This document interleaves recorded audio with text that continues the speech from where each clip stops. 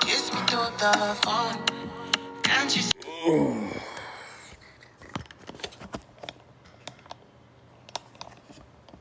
Why does I feel like this thing is like super zoomed in? Do I look super zoomed in?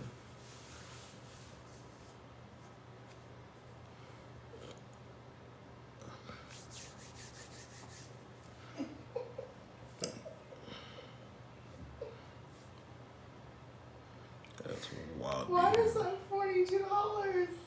That's wild behavior, yo. Why is it $42? Justin. Welcome in, everybody. Welcome in, welcome in, welcome in. Welcome. Hey, how you doing? What's up, Mama G? What up, sis? Hold on, I gotta share out the.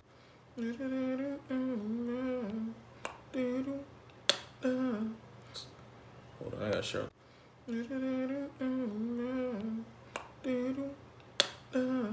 Watch her posted. Yeah, that's wild. She's been all over the place today. I don't know what's going on.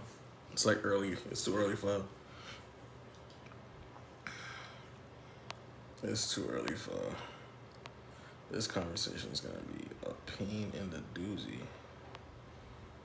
All right, let me share this out.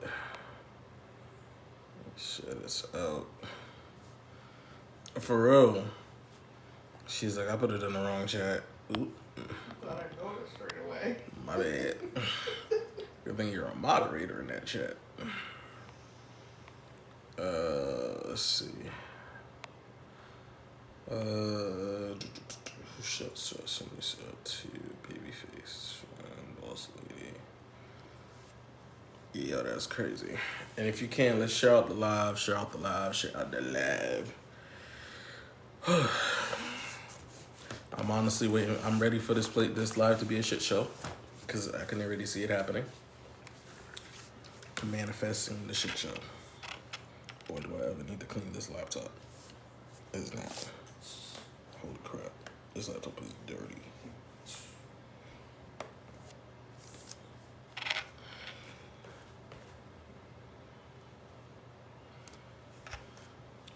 Welcome in, Miss Ducky. What up, brother, man? Welcome in, bro.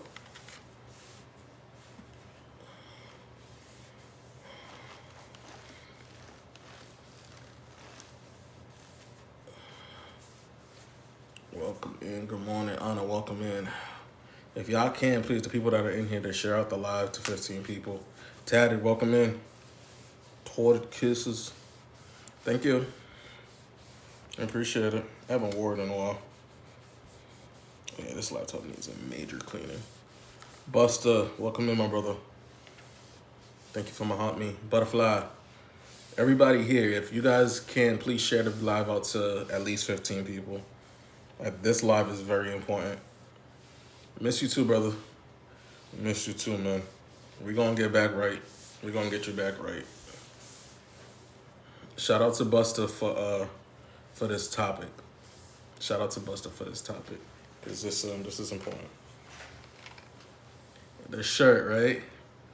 I thought I'd bring something a little brighter than the usual black that I wear. Thank you very much. Thank you very much. Gotta support the Mushroom Kingdom. You know what I'm saying? Gotta support the Mushroom Kingdom. So we got 6 people in here. Rate your mental 1 to 10. 1 being the worst, 10 being the best. Thank you. I gotta create some Super Mario shirts. I think I'm gonna create some. Shirts so you guys can purchase. I'm gonna create my own custom shirts. Okay. Yeah, reset the app and come back in. There's probably something going on. Miss Froggy. A 1? That's not good. We gotta figure that out. We gotta figure it out. 7. I like to see it. Sis, what's going on? Welcome in. I hope you guys have been watching the content. Steph, welcome in. Lord, today is gonna be one of those days. All right. Been doing a lot of extensive research. A lot of extensive research. And let me tell you, the stuff that I learned and the stuff that I seen, boy. Speaking of this topic, right, right. It's gonna be a trigger. It's definitely a trigger. It's a trigger topic for sure. Okay, I'm gonna let you guys know that now. It is a trigger topic for sure. It's not something that we can really joke around about. It's a serious situation because a lot of people are going through it, and some people don't know how to separate themselves from the situation. So we're gonna be talking about it. We're gonna be talking about it. There's a lot to go into in regards to this. It's really scary. It's really scary. But today's live definitely comes with a warning. You know what I'm saying? Because this is not an easy topic to even talk about, especially on this app. The way that this word is used, the way that this word is used on this app. First of all, they're using it wrong. They don't even use it correctly. And people are falsely accused of being a narcissist. You know what I'm saying? So it's crazy. So, question for everybody in the chat, right? Trust me, I'm sensitive to this too. I've been there. I get it. Trust me. And I'm gonna let you guys know that I'm not forcing anybody to stay here if they cannot handle the conversation. If you feel like you can't handle the conversation, you are more than welcome to leave and message me on the back end and let me know that this was too much. I completely understand. I'm not forcing anybody to stay, except my moderators. You guys have no choice. You guys have to stay. I need you guys in the chat for any situation that might come up on that chat. So keep your eyes out.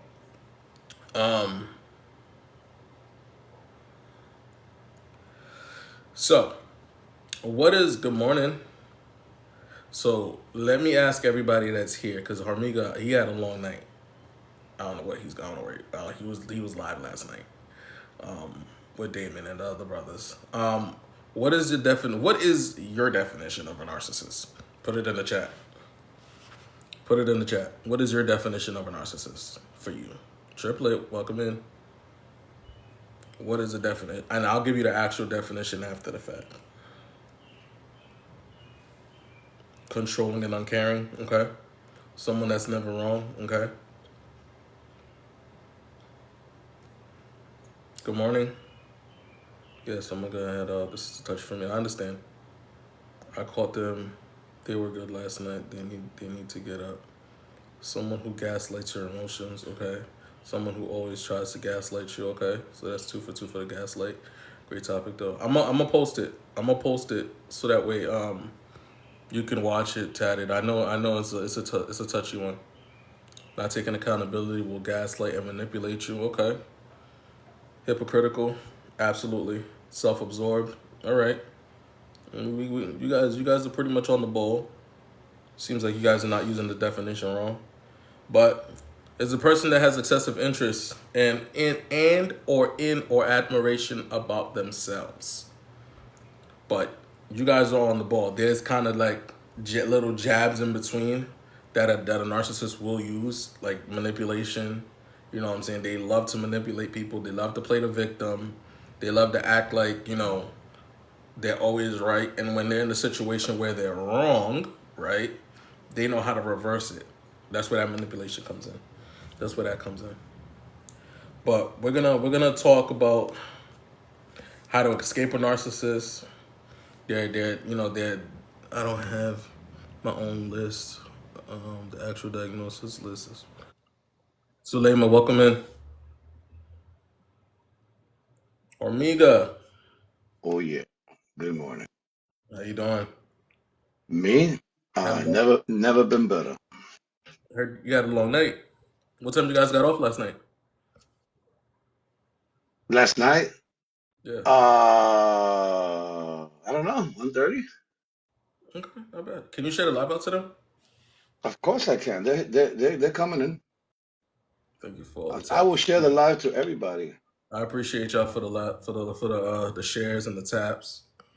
Because what I'm telling, let me take this background off because I know you guys The having a the hard time. power of sharing. Yeah, you gotta love it. Yeah. Look at that background. But this is gonna be a good one. You ready for this? It's been a lot. It's been a long time since we done something when we done like a real powerful live, Hormiga. Like a real powerful live. Like we've I done some I real I powerful I I live. beg to differ, but I understand what you're saying. I'm talking about in regards to a topic like this, like a touchy topic, like a real touchy topic. Well, you know why it's a touchy subject because most people don't know what it is and they use it as a weapon as opposed to a learning experience. Very much so. Very much so. Did I just say that? You did. Okay, I'm sorry. No, No, I'm it's not okay. sorry. I'm not I'm sorry. sorry. We're gonna talk about it. We're gonna talk about it. I'm gonna say the quiet part out loud, real quick, for the 19 people that are in here. Everybody in here has a taste in their DNA as a narcissist. Everybody. They have some type of Now is that are you talking about those that can those, dish it out or those that those, have received it? those traits, both the traits, Good answer. right? Everybody has the traits of a narcissist, right? It's to me, it's how. Good morning, Miss Harris. I didn't even see you pop in here. Thank you for making it. I appreciate you. I really do. That's the thing, right? We all have the trait, but some people are more sick in the head when it comes to this than others, right? Some people know that they're doing it and they use it to their advantage. Some people don't know that they're doing it until it's actually called out. What do you think about that, homie? Yes. One of the big problems with mental health in general is that most people don't even know that they're doing it. And there's different reasons for that. And this is what I want people to understand. There are different reasons why we don't know. People think that it's just one reason why we don't know. Like we don't know because we don't know. No, there's a difference between not being educated. There's a difference between being ignorant. There's a difference between not being exposed to it. There's a difference between living in it all your life. You think that that's the norm. There's a difference between being stubborn about it. You understand what I'm saying? There's many facets to why a person does not even understand that they are receiving it or they're dishing it. Right. So that's what I want people to understand. Like there are many reasons why we don't even know why we do what we do, or that the fact that we're even doing it. Does that make any sense? That makes perfect sense. So I'm gonna give you guys a little tidbit because when I'm telling you, I did some fucking research on this shit. I I did. did I did. some. I did a lot myself. I had a couple of conversations about it this week, as a matter of fact. Yeah, it's been one of those conversations, those lives, those topics where I've been researching it since it was brought up to me. It's been like 2 weeks, like since I've been doing some research. The topic moon is escaping a narcissist. Yeah, just hearing you say it, just hearing you say that, I know. my shoulders, they got a Tensed up little a little tight. bit. They got a little tight. Yeah, they got a little tight. Yeah, You I know, know. like, Rizzle in the building. ooh, Now, I'm gonna give you guys a tidbit. Whatever happens in this live, just know it's not here to trigger anybody. It's not here to attack anybody. If you are indeed a narcissist, right, and you Hey, and you bro. carry a lot of narcissistic traits, Hey, bro. Before you continue, you should put up a ribbon that says "trigger warning" in case. So okay, then, yeah, I'll yeah. do that. I yeah, I got you. think that's a Thank good you. idea. You see the color of my background, right? You see my shirt, right? I You see got the you. color of his I'll do shirt, right? You that. put that color on purpose, brother? So y'all didn't tell us that we were supposed to wear red today. How rude. We didn't get the memo. I'm Disrespectful. sorry.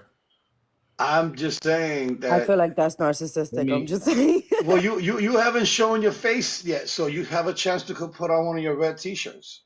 That's true. She got a point. You got a point. Got a point. You didn't You even just have said. to say that, Mama G. How dare you? Got a point. It's too early. You know what I'm saying? Got a point. All I'm gonna right. give you your flowers. Boom.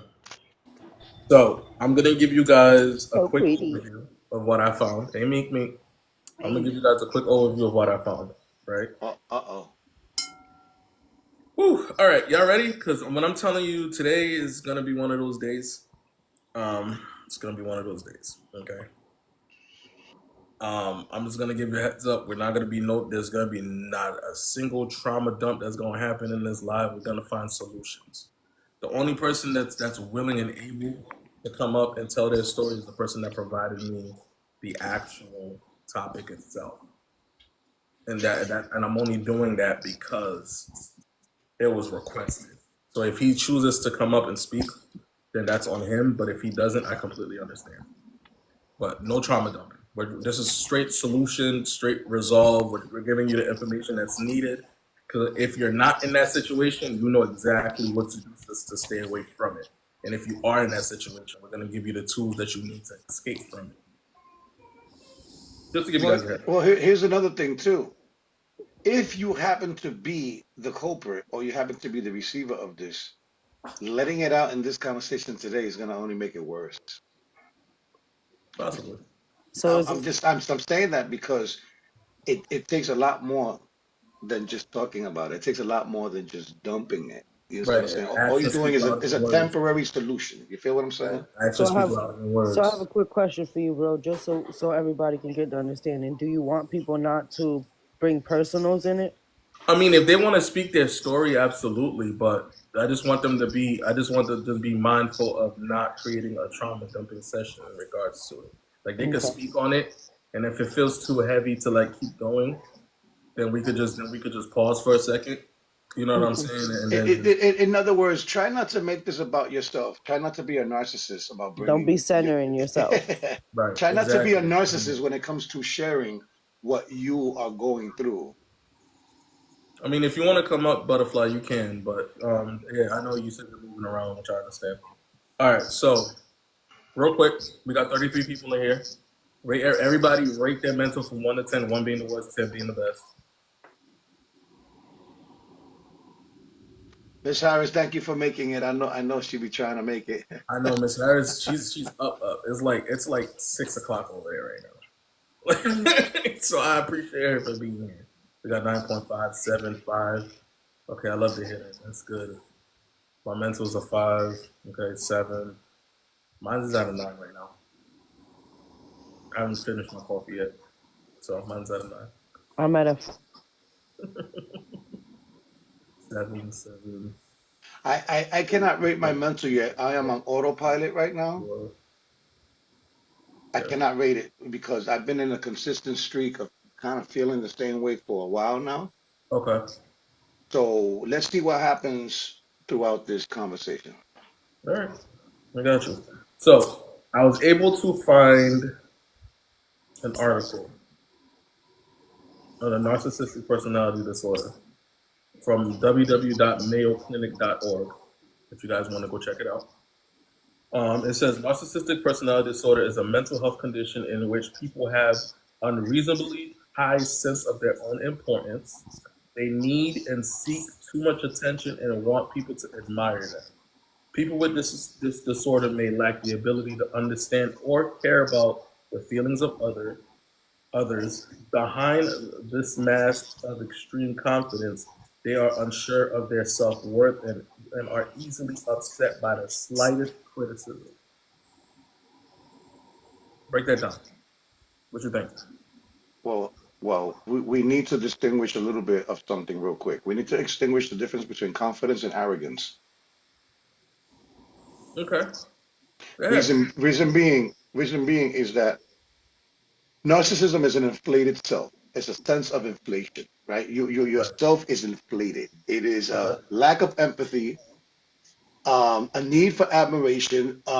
It's a personality type as well. So there's mindset that Mm-hmm. comes with this. It's not just the emotional lacks that they feel, but they have a selfishness when it comes to entitlement. They me first attitude, sometimes me only attitude. Right. So the difference between confidence and arrogance is that you can be arrogant about something and be right about what you're being arrogant about. But the way that you display it, the way that you carry yourself, It's more like lack of humbleness. Right. So can we say that for narcissists or narcissism, there is a lack of being humble? Is there a lack of humbleness in there? Absolutely. I want to kind of Go ahead. let me ask this Go question. ahead. Go I ahead. Go want to ahead. ask this question to everybody. Do you think they're misdiagnosing narcissism as a mental health issue? Yes.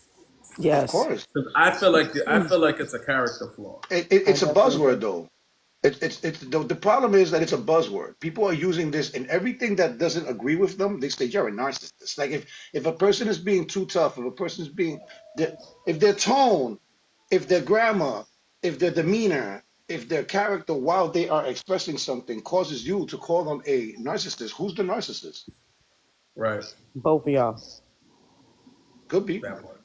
could be. Because if you could call out a narcissist, that means you have a little bit of narcissism in you. You have to know one. You have to, can you do you have to be one to know one? Yes, Right. because in King's perspective, you have it in you, so you can channel it at any time. Yeah, but we also said that a lot of people do not know that they have No, it. a lot of people don't know that they have that the ability to channel Mm. it, They're believe it or not. functioning in that capacity, right? Exactly. That's why you see some people on a high level when they do that, they know that they're doing it. They can tell that they're doing it because they've honed in on the fact that they're able to manipulate the fact that they're a narcissist. And they'll take full advantage of it when they're doing it. Some people when they're doing it, they can't tell that they're actually doing it.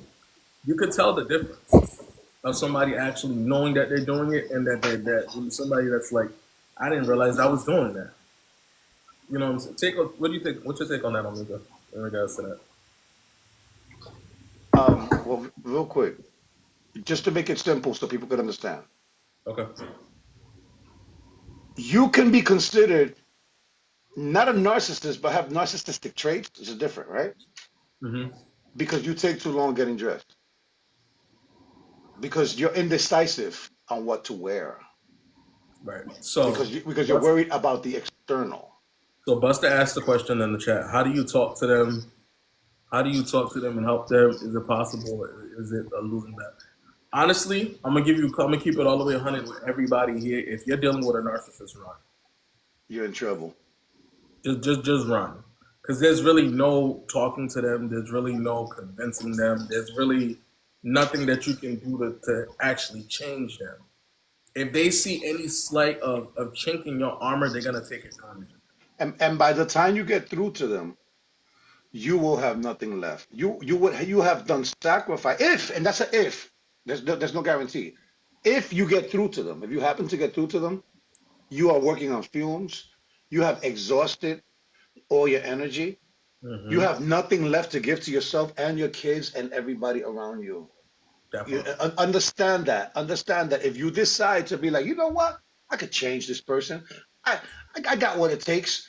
You are stepping into something that there is no other recourse except you yourself getting hurt, and you will be losing a lot of yourself in the process. I promise you. That's like pouring into a pitcher that has holes. Eventually, it's gonna fall apart. Like you know what I'm saying. Eventually, it will fall apart. So can And I they ask you a make question believe, real quick? hold up, and they do make believe that they play ball with you just in case. Just in case when you Hold on, think let that me you have change a the layout, sign, guys. Give me a second. yeah. I gotta change the layout. Some people else is coming up. Just in case you think that you're getting somewhere, they will make believe that you are gaining ground with them just to keep you there. Because get ready for this. Pay attention to this part right here. A lot of times, narcissism is not about winning; it's about not losing. I also feel like narcissism is also another form of control. People utilize, I feel like most narcissists prey on people that they feel are weak, and they use that as Mm-hmm. as a way to control them. I've watched some people in relationships that have done that. I myself have come in contact or started working with someone that I realized is a very narcissistic personality. You know what I mean? And they make everything about them. and I've had to let go of that working relationship with that That Lord person. up in here. Hold Yeah, on. that's Laura. She just came in. You know, and to me, it was just like, okay, I know who I am. We're going to work together. But when you make it about you and it's always about you, that is not a give and take. It's not an ebb and flow type of relationship, you know? And I really feel like mostly in those situations, it's about control. If I'm wrong, let me know, you know? So I But want. I also feel like they prey on people who they feel are weak, Mm-hmm. you know? So Can I ask a question real quick? Yeah. that Because if I'm not mistaken, I heard that most doctors can't even like diagnose somebody with narcissism. So how can it be a mental health issue if you can't even get diagnosed with it? You need it's a impossible. you need a specialist, right? Here's the thing. I think they I think most doctors confuse narcissism with bipolar behavior, with bipolar disorder. We can't we got to give credit where credit is due, and we have to debunk something. You can't go to every doctor for every situation. Not every doctor is a specialist. Like this is why when you go into the health field and especially mental health, there's areas of expertise that require. To, Tamika, back me up on this. There's so many credited hours Overly and so much special. time that you have to Yeah. spend on a certain subject for you to be not just influential, but understand and know what you're talking about. Like I will tell you that my specialty was behavioral modification in children because that was my specialty when I was in heavily in mental health field in that field back in the early 2000s. You know, I worked at a residential psychiatric facility for children. That was my specialty. That you can easily move some of the training that you have and apply it to adults, but really my specialty is with children who have behavioral issues, and there's a whole different ball game. Yes, I can talk to you about Maslow's hierarchy. You know what I mean? Like we can go through a lot of the different basics of stuff that you will learn in psychology courses, and I can confer with you about things. But when it comes to certain things, you need to see a specialist. If there is somebody who's a specialist with marital problems, then you need to see a marriage counselor. You know, that's what they specialize in. And yeah, it is important So that I want to do something real quick, right? yeah. Y'all know I love playing games. Let's do So it. What, we gonna can I do it. say We gonna something do before it. you say I'm something going before I lose straight. the I'm going thought? straight into it, so Can that I way say I don't something? have to do it later. Can I say something real quick? But Okay. Formiga, back in the day, what was the trigger word for everybody? You're a manipulator. Oh, they manipulating. They're a classic manipulator. Back in the day, when you were talking about relationships, oh, they're too manipulative for me. That was the word. Now it's narcissist. That's all I wanted to say. It's like it's just a Yeah. different for the same thing, the same behavior. Yes. There was other words too, like you know, abusive. Yeah. Abusive was another word. Another word was, believe it or not, this was you're sheets. a liar. Yes. Calling somebody out on their honesty has a lot to do with narcissism. Because look, just looking at one of my notes, they use gaslighting tactics so that their partner doubts their own perception of their own reality, right? They may Right. twist the truth, deny facts, blame the partner for things that that's not their fault, or causing the other person to question their own sanity. Welcome in, How man. much power does a person have of you so that you question your own sanity because they're claiming something that you know for a fact is not the truth, but you hear it so much that it gets embedded in Yeah. I want to It's hear from Riz real quick. I want to hear from you. Riz real quick. Woo! Riz has Woo! been real quiet. Riz, in regards to everything that you've heard since you've been in here, what is your take? I think there's a collective of ideas in this, but when it comes down to the true narcissist, what they do is make sure that you don't know that they are the true narcissist. It's You very guys can hear? hard. Can you guys hear him? Yeah, I'm like, where's Riz at? I'm like, I I where? hear him. I hear his voice, but he sounds like James Earl Jones right now. Right, he mad raspy. Luke. Like, I don't think he's had coffee yet. He's like, hey, I want you to. No, I'm working on coffee. I'm working on coffee. But the true narcissist is very, very good at making sure that you don't know that they are a narcissist. Mika's point was that they prey on people. That's exactly what they do. If you're going to try to change the narcissist, they actually look for people who want to change them and destroy them on purpose. Okay.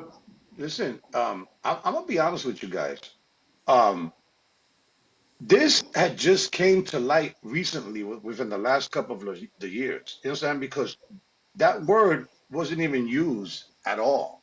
And all of a Right. sudden, it is one of the most popular and buzzwords in social media right now because of how it is utilized. It is utilized for everything. yeah, Anything that you say, anything you do wrong, again, it's more simpler than what we think it is in a complex world. It's the world that's complicated. It's not the symptoms. It's not the person itself. The thing is that we got to stop weaponizing this word, man. We got to stop using this word when it's advantageous to get your point across. After what I'm about to do, you play too much. everybody gonna stop using this word because everybody. I'm gonna need everybody to be as truthful and as honest as they was with the whole procrastination thing. Well, that's a whole other thing is to ask Y'all ready somebody for to be that? truthful. You know what I'm saying? Y'all ready for that? It's called Mika, you got accountability. something else to say before we start? Because I Oh, know you I got. was going to just make a point, and Go I'm going ahead. to just throw this out here, and we can talk about it later. I'm just going to throw it out here. I really feel like people who are truly these people are that are narcissists are actually very weak and insecure people. Very much so. Very Very much much so. that, and they use this. Like I said, I feel like they prey on others that they feel like, or they utilize situations to They try to gain, build themselves up. to build themselves up, or Mm-hmm. to, try to break somebody else down to make them feel better about what they're doing and who they are. So Right. I This feel like, and that is exactly why 100% of sociopaths are narcissists. yes. Well, hold up a second. You see, Hold on to that. Hold on to that. Hold on to that. Hold on to that. Okay, now I'm just Hold on I'm to that. pushing mute. I'm pushing mute. I'm pushing. I'm gonna jump in Hold on before to you start that. the game. Because I, I I, know exactly where he's going with that. I was about to let loose. Go ahead. Yeah, Can I jump in, you guys? hold on to that. Go ahead, Butterfly. Go Yeah, for it. before you start your game, because I don't know how much longer I'm going to be here. I'm trying to get dressed. I'm listening to everyone, right? And I think where I'm sensitive to the discussion is that I don't use that word loosely, and I guess I'm not paying attention to those that are.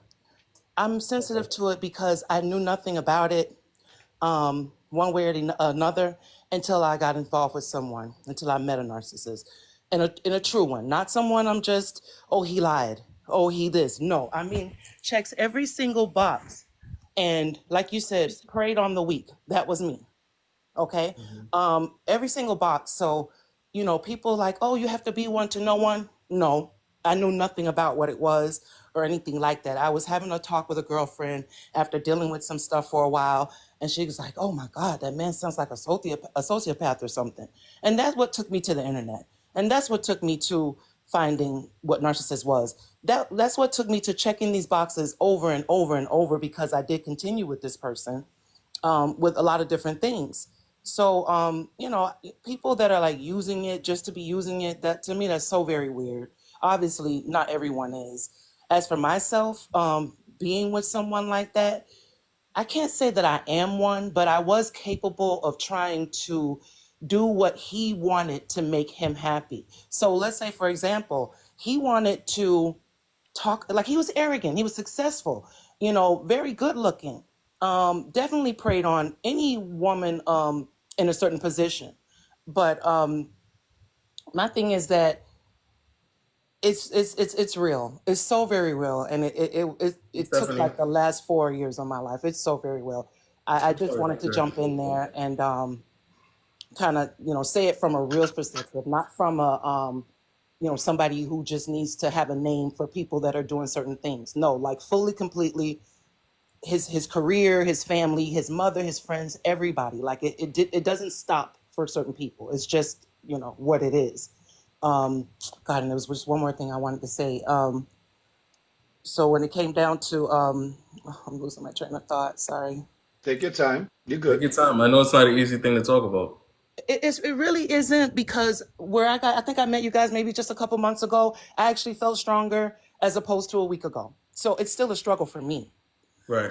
What I was going to say about being a narcissist is that I did find myself in situations where, to please him, I would do certain things that was not me. Like, say, for instance, he had a thing about picking on heavy people. I don't pick on people. I don't pick on people. He's going to call you out. Oh, that person looks broke, or that person's this and that. And I found myself sometimes like showing him a heavy woman because I know he would laugh. Welcome. What's good, bro? Welcome in. So, I know that it would give him some joy, but that's not me. I don't pick at people. I don't, so yeah, there's some things that can rub off in the wrong ways, or just They you do trying to stay with this person and what they like. So that's all I have to say. I really want to learn some things about the disconnection. I'm still I'm not with the person anymore, but my mind is not fully, I would say, healed. Right. And that's it. You guys Let- play your let- game. let- I'm gonna listen and We get got ready. you. We got you we, covered. we we appreciate you for that. Let me give you a quick tidbit, a quick one, real quick. Uh-huh. There's a weirdness to narcissism. Notice I didn't say narcissist. There's a weirdness to narcissism. And the weirdness is that they want all the attention so that they can't talk about other people. Oh, absolutely. They That's a want you fact. to focus on what they're saying so that they can then take that power and then talk freely about other people, because they are highly judgmental, because Yes. they attract all the attention just to push the attention into something else. Oh, yes, attention is a big deal. And then praise is another thing. Like, every day I have to say, oh, I'm a good guy, right? Oh, why do you love me? Why do you think I'm a good guy? We got to go through this every day, like some type of teacher and child, because they need that. They absolutely need to know, that they're number one on your list and that they shine above everyone. And this is strategic in career. So I've seen it happen with colleagues and things of that nature, and, just talking down on people and, working hard to be number one just so that you can be nasty about it. May I ask what type of career field that was? He's ex-Navy and he still works for the government. Okay.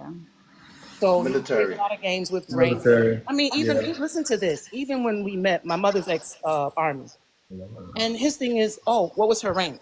I'm like, I don't know. Oh, but tell me what was her rank, just so he can clown her rank.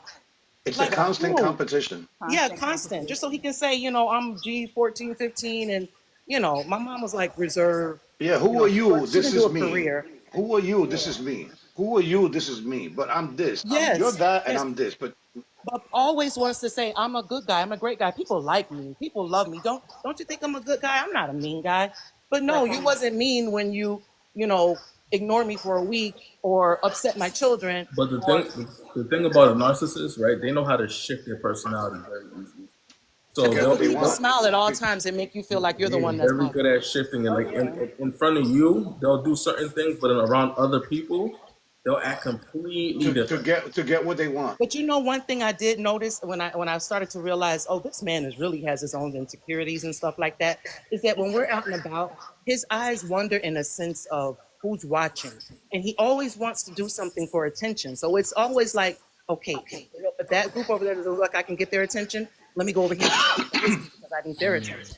It was always like, who's watching, who's looking, because he just needed that. He wanted that. Right. And what bugs me out of my brain is that I did 4 years of that. That's just like, I didn't know that 4 years ago I didn't know what it I got was, you, that I Mundo. could I even got you. be a part Right. of it. I'm gonna do it. I got you. Things of that nature. It's over my head. Go ahead, baby. She said a lot of good things. Sharon. She said a lot of good things. If you're paying attention, the narcissistic trait is arrogant, brag a lot. They come across as conceited, or they insist that they have the best of everything. They have the best car, the best office, the best sneakers, the best style, the best hair. They're just the best. I mean, he They're wasn't the overly best. showing and things like that. But I mean, to okay, he wouldn't go and get like a luxury car to say, "Oh, look at my luxury car," right? But he would do something like he pull his computer out, go in his bank account, and try to show you all three, four, five of his bank accounts, things of that nature to show you, like, look, I'm loaded. Yeah, it's You know, a and yeah, narcissist I'm is a gonna put on a show off. nice suit to look nice, but you know, it wasn't like a showboat daily type thing. It was a little bit different. I get it. But yeah, who does that? Within a week of knowing someone, you have them all in your bank accounts. But they're very grandiose about themselves. Yeah, They put themselves at the highest level only to shame other people. exactly. That's a Even facetious though they're reason. really not at that level. Right. They have a false sense of reality also. Like they act like they're the best at something and that nobody else can top them. They Oh actually yeah. make themselves believe that. Oh yeah. That's a fact. All right, so before we go too deep into the conversation, because I love this dialogue right now, I'm gonna do some. I'm gonna do this game real quick, just because I like to kind of shift everybody a little bit, and I always catch Carmigo with this shit. So my goal all the time to actually just get Carmigo a little bit flustered, because I did it with the with the last time that we did this with the procrastination, and he actually wanted to fight me. so, so game real quick. Show of hands once I read this. If this applies to you or you've dealt with it, show of hands and say me, or show of hands and say I dealt with this. Wait. Take a breather, everybody, because this requires honesty. Take a breather, everybody, This because this requires requires honesty. truth. When I'm talking about truth, I'm talking about full blown truth. This Full like transparency. full transparency. Y'all ready? And in the chat, please put your hand up if this applies to you. If it don't apply, what's the saying? I dealt with this. That's it. If it Apply applies to you, put your hands up. If it doesn't apply with you, say I dealt with this. That's All right, it. ready? So, symptoms. The symptoms of a narcissistic personality disorder and how severe they are can vary. People with this disorder can have unreasonable high sense of self-importance, require constant excessive admiration. I've dealt with this. Repeat that again. I'm I sorry. dealt with it. Repeat it. Have unreasonably high sense of self-importance and requires constant excessive admiration. I dealt with Dealt it with as it. well. Okay. I dealt with Feel this. that they deserve privileges or special treatment. I've dealt with that already. Dealt I've with been that. that person. I've been that person. I've been that person. I dealt with that. Expect to be recognized as superior even without achievements. Ooh. Repeat that. Ouch. I've been that. Expect to be recognized as superior even without achievements. And Oh, you're not that. In other words, you're not that dude. You're not that chick. Right. Now Mama G putting hands up. I have dealt with that. Mama G, you might as well just leave your hand up. I'm just kidding. All right. I might need You to know, drop because I can't see anybody. you can't see anybody? All I see is a bookshelf. Okay, so drop Oh, and come drop back. and come back. Drop Okay. and come back. I'll wait for her to come back before I continue. But Miss Laura, I thought this was a judgment-free zone. Why y'all laughing at me? Why y'all laughing at my pain? I'm centering myself. We Why can y'all joke. laughing at me? We can joke with you because we know that you've done the work Just and for you the can see things record. from a different perspective. that part. Just for the record, I have my hand up the whole time. Okay. We're here for all of it. Okay. Laura, do we have any echo? There is an echo, and that's what's taking away from your Just voice. catching up. All right, everybody mute real quick. I don't know where the echo's coming from. Is it coming from me? No, I think it was coming from Laura. Either Laura or Elysium, one of the two. Okay. Mika, are you on the Bluetooth? Laura, No? could you unmute real quick? Hello. Say something? I'm muted. Oh, I you're was good. muted So, the whole time. Elysium, could you unmute real quick? Hello? Hello. It's me. Hello? Yeah. Yeah, it's you. Echo. That's It's weird. me? Okay. So leave the app, exit all the way out, and then come back because it's gonna keep coming even if you just drop down. Okay. I'm gonna wait it out. We'll wait it out. We got more people in here. So rate your mental 1 to 10, 1 being the worst, 10 being the best, while we wait for Elysium to come back. And if you guys haven't yet hit my link tree to go grab the book, What are you waiting for? Make sure you guys go ahead, grab Monumental, and definitely read it through and through, and take notes while you're reading it, because I promise you, you will learn some stuff about yourself reading that book. Boom. Hello. Nope, it's gone. Okay. It's gone. I think for some reason our thing is like connecting. That's why the echo is there. It's Okay. like our thing is connecting. I don't know what it is, but no worries, no worries. We're here. We're in the building, right? Where did we leave off? Expect to be recognized as superior. Even okay. So the fourth one: make achievements and talents seem bigger than they are. If that's you, raise your hand. If you've dealt with that, say I've dealt with it. Dealt with it. Dealt with that. Dealt with it. It's effectively assume my hand is up Dealt as with it. I am the And problem. wait, and hold up a second. That also counts for those that believe that fake it till you make it is a real thing. Shh. That part. That. Wow. Hold on to that one. Cause what the fuck? Don't play with me. I'm here for it. Let's go. We're here for all of it. Somebody used a filtered word. They might That use they the could word. be passionate about what just happened. I get it. Yeah. Ooh, this is a good one. Preoccupied with fantasies about success, power, brilliance, beauty, or the perfect mate. Yep. Preoccupied That with sounds like fantasies about anxiety. success, power, brilliance, beauty, or the perfect mate. That sounds like anxiety. Just to let you know, Laura, the conversation we're talking about is escaping the narcissist. Just to give you a heads up on what the conversation. I was gonna ask, but I kind of did the math. I heard the beginning of it, and then I heard something, and the game happened. So I was thinking, is that what we were doing? So that's No, that's where okay. we're on the board with that for sure. So I see a lot of hands being raised in the chat. I got a Anybody else see question. Is that? it too late to leave the live? Because I feel No, No, you attacked. stuck like Chuck. That's it. we're in here. We're in here. We're here all the way through. All the way through. Yep, we're here. Stay in the game. Stay in the game. Now the reason why I'm doing this is because we have a tendency to misuse this word, and half of the time we do certain. Remember when I said people have certain traits of a narcissist? This is the reason why I'm doing this, because I want people to understand that you are not subtracted from this conversation. Like, just because you've dealt with it doesn't mean that you don't have the traits of it. And you could be the I enabler. offer one thing about it, about the narcissism. Yes, please. Mhm. I think everybody is a narcissist. I think narcissist and ego is very fucking comparable. And I think they both can be healthy on one frequency, and I think they can be out of whack and out of balance in another. I think this has become a go-to buzzword. Just like you hear people say gaslit when you can just say, oh, I'm going to fuck with your head, or a mind bender, whatever, right? Like there's so many different terms. But everybody can go into a narcissistic tendency. It does not make them a narcissist.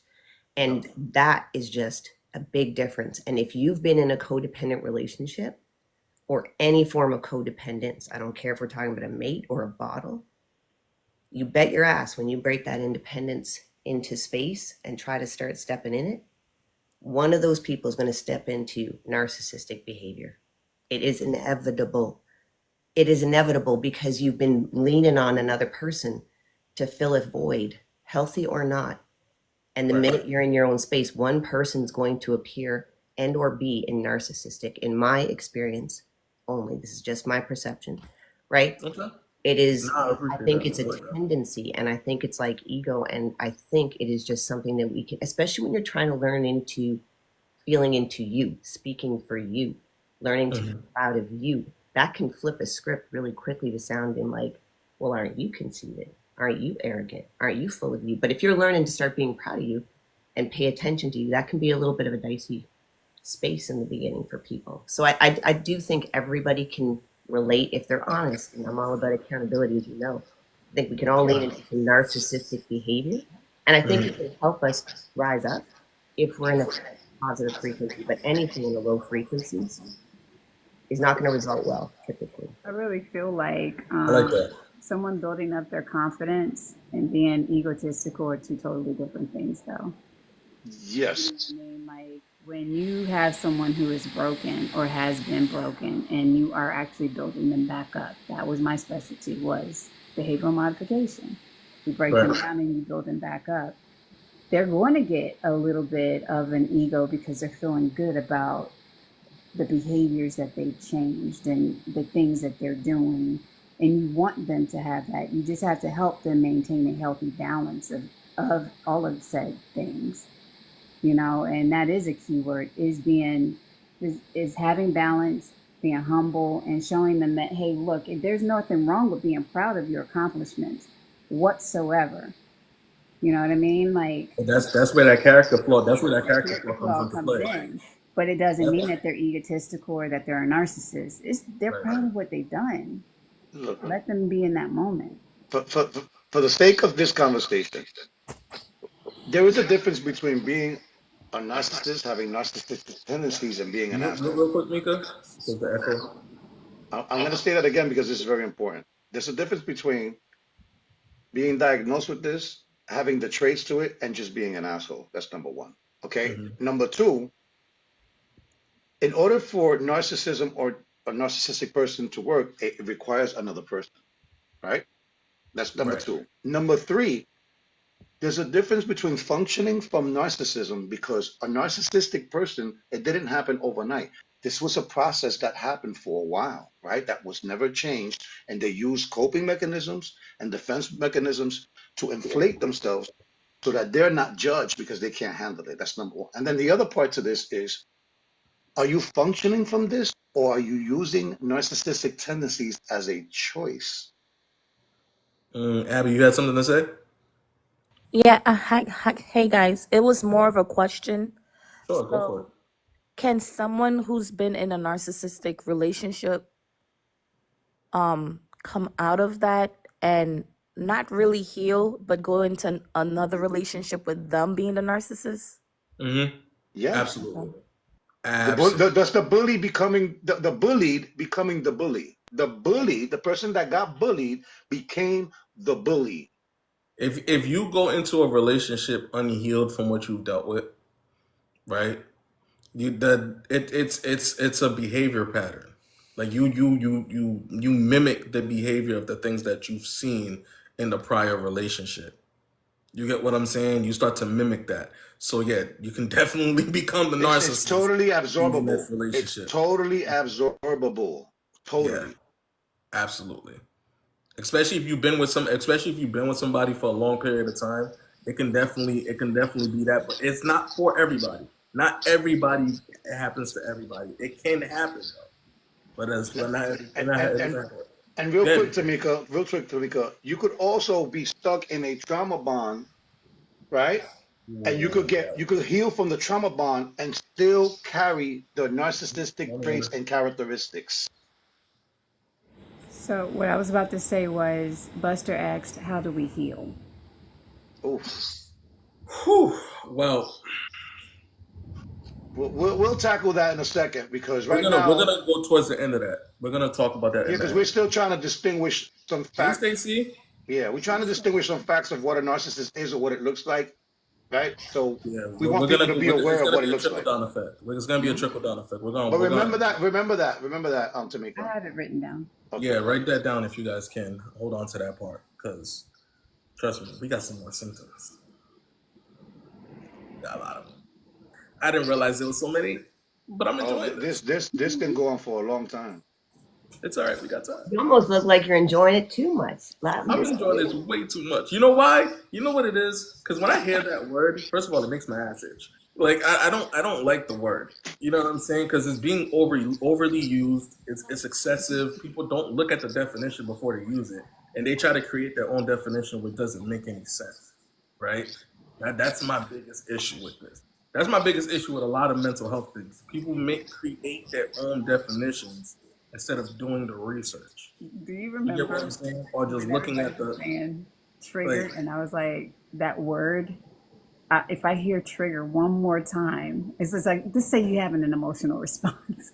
It's sort of Yeah. like that, and it is That works. Yeah, overutilized. perfect. Boom. You know what I'm saying? I can take the trigger warning thing off. Just put emotional response right on it. Yeah, I'm Because having an it's like, emotional response to this. It's just like I don't like the word. I don't like using the word. I don't think. I think they misdiagnosed the word. I don't think it's a mental illness. Truth be told, I think it's just a character flaw. That I really, honestly, truly think it's a character flaw. You know It what I'm is saying? something that can be shifted 100%, but it is Absolutely. definitely overused, and I'm with you. Like I even posted about that, and it's become a buzzword. But again, people don't know what it truly means. And for people who have been diagnosed, by the way, I work with people who are Yeah, diagnosed. that's what I remember. It's very different for them, and it's not easy, especially if they're working through it. It's something that they have to work hard on. So they also see people being, very light with the word, but it's not an easy thing. But it is something you can work through. But it is definitely overused. Good morning. I'm laughing, y'all, Good because I got morning. a friend that plays that same game. I said, they ain't got time for Scrabble today. I ain't Listen, got time I'm for it. just, Because your I'm just, definition of the word and my definition of the word is still the come on, same bro. word. Use different meanings to a word. And they like to do that to center themselves and to have control, manipulate other people with it. Because Because I'm if, in the hospital. They play that all day in the hospital. because I if call you it look at the word, if you look at the word, right, if you look up the word, right, there's only right. one definition to it. Right, There's but no, there's nothing else to it. it got different meanings up meanings towards what specifically goes to what you need for that word. Right. They So get sensory, I like got a friend. gaslighting, manipulation. That's Right, sensory words to what a narcissist right. is, I got a right? friend that does that all the time, all day, all long in the It's hospital, and we call absolutely her the annoying. Scrabble And whiz. We call her the listen, Scrabble whiz because she try to it's manipulate crazy. people because she would like to be in control. She like to be the center of everything. So she use fancy words that she don't even understand herself half the time. At time you say something, she wanted to debate with you with the words. Girl, go sit yourself over in the corner and go take 3 seats over there. Cause we're in the hospital. We trying to get stuff done. You're like in the hospital, you got to think on the time. You got to think when it happened. She coming here playing Scrabble. I said, girl, if you don't go over there and take 3 seats, while we gonna get this patient straight, I love it. I love it. I love your you over energy. there playing Scrabble. We over here When saving people lives. are when people But like where people people do are in that your lives, it because also Listen, she affects might she be a want to feel narcissist important. herself. She want to feel important. She She might be a want to feel. narcissist herself. Yeah. I said, you want to feel important, so you cause chaos. You know, Teddy, if I can, real quick, I think a lot of people try to use that label for narcissism just because they don't understand what it truly means. So they just label someone a narcissist without truly understanding that they're Right. recognizing tendencies that they might even have themselves. But I said everybody has a small ounce of narcissism in it. It's different levels to it. Oh, she went fool. Hey, Money I said Green. you got everybody got some kind of narcissism in it. Morning, Any kind Maria. of one of those traits in them. You just take it to another level. Boy, she went crazy like a baby gorilla. I was like, you go ahead over there, little chipmunk, and go on over there and have your spasms and your little tantrums. You're Over. welcome. They do that. Why do they do that? I'm gonna dive back into this, right? Because a lot of the stuff that she brought up, it's in here. Yeah. It's in here. Yeah. Like that's why I'm enjoying this so much. Because like when we having this conversation and people realize that they have these possible traits within themselves, I Yeah. think people are gonna start to look at themselves a little bit differently. I said, you actually analyzing yourself and you diagnosing yourself. How about you sit over there in the corner and kind of Listen, figure yourself out? but that's the thing, right? In Mhm. here, self accountability is what we preach, 100%, Right. right? Right. So as I'm reading this is the reason why I'm having people raise their hand if Mhm. they actually have this trait, Yeah. and if they don't say I dealt with this, because we need to be But honest with ourselves, nobody's be perfect truthful with because everybody ourselves. has those traits. Every human being has Exactly. those same traits. Only thing different is you have it on a different mindset and different level. That part. That's just So like I'm when gonna you continue take real quick. medicine. It's a side effect. Everybody got part of the side effect. I hear you. I hear you. So the next one we have, where did I leave off? Oh, believe they are superior to other and can only spend time with or be understood by equally special people. I've dealt with that. I've dealt with that. My hand isn't has not gone down. I've been. Oh shit. You ever notice that they get people that's underneath them mentally to rise above them? Mm-hmm. They get these Absolutely. disabled people, or they get somebody that's they think that's beneath them, so they can shine brighter than them. say that they're the smartest one in the room. No, I'm currently not and never dealt with. So Karen says she hasn't dealt with that, which is fine. If you haven't dealt with it, just be honest. You know what I'm saying? Believe they are superior to others and can only spend time with or be understood by equally special people. Next one is be critical of and look down on people that they feel are not important. That's a tough one. Can you repeat that one? I'm sorry. Yeah, be critical of and look down on people they feel are not important. I've Oh, definitely I've dealt with that Dealt a with lot. that a lot. Nobody is important to a narcissist. Nobody. Yep. They are Yeah. self-inflicted, self-egotistical. They put themselves on a pedestal. Nobody is important until, well, they make it seem like you're important on the process of trapping you. Yep. They win your But trust. nobody is important to a narcissist. It is a self Yep. thing. Yep. Oh, that's the first I'm dealing with that now. They win your trust. They actually go in. The kill is to go in and win your trust. Look, I have to say this. Look, when we're dating and we're courting, we already give them the blueprint of how to be a narcissist. We tell them Yep. too much, and they use that against you. We teach them how to get through to us. We teach them our happies. This is what makes me happy. If you do this and you do that and you do this, you're gonna make me happy. Guess what they do? They do all that stuff. They gaslight you. They give you everything you need to trap you and reel you in. And once you are reeled in, it is Yep. over, They go ladies and for the gentlemen. kill, and Well, that's all no, that. or And me. I've been sitting here labeling all that. Like I said, that's the SpongeBob effect. They soak in all your knowledge. They soak in They study you more than you study yourself. Yeah, or Miga, the one word you left out of that in that courting phase is the love bombing. The love bombing. Well, Yes. the love bombing, right? The love bombing starts when you show a need for it. Mm-hmm. When you show a Mm. need for it, we're the ones that put it out there, and then when it happens, we Mm-hmm. complain about it later. Stop being so quick to give the narcy the tools to nurse you. Hashtag Narcy in the chat. But they go towards the empathetic and passive, aggressive and passive person that's needing the love. They go towards the one that they know is kind-hearted and caring. That's their main focus. Well, Miss Divine, here's the thing. Think about this. Hold on, Kathy, I got you. They're going Rosa's to talking. work with what you give them. They're gonna dig. They put a lot of effort into getting to know you so they can use you against you. Exactly. So Can, I can, agree with you 100%. can we get through the rest of these game questions because my arm is getting tired from being up? Just take a rest. We already know it's infinite. Let's go like this. We Yeah, already know we're talking yeah. about you, Riz. It's good. So Riz is my quote unquote narcissist. Quote unquote. We got somebody one in the chat. I don't know if somebody want to rotate out. Or you want to rotate somebody, one of the Well, moderators. get through the things first. Get through I it would first, and drop. then You we'll can drop open it me. up. Yeah, I would drop, but I'm making this all about me because I'm a narcissist. Okay, that works. Go ahead and That drop works. me. Go ahead and drop me. Oh, they dropped the request? Yeah. They could wait a second. Understand? We good. Okay. Well, no issues. Okay, so boom. Where am I?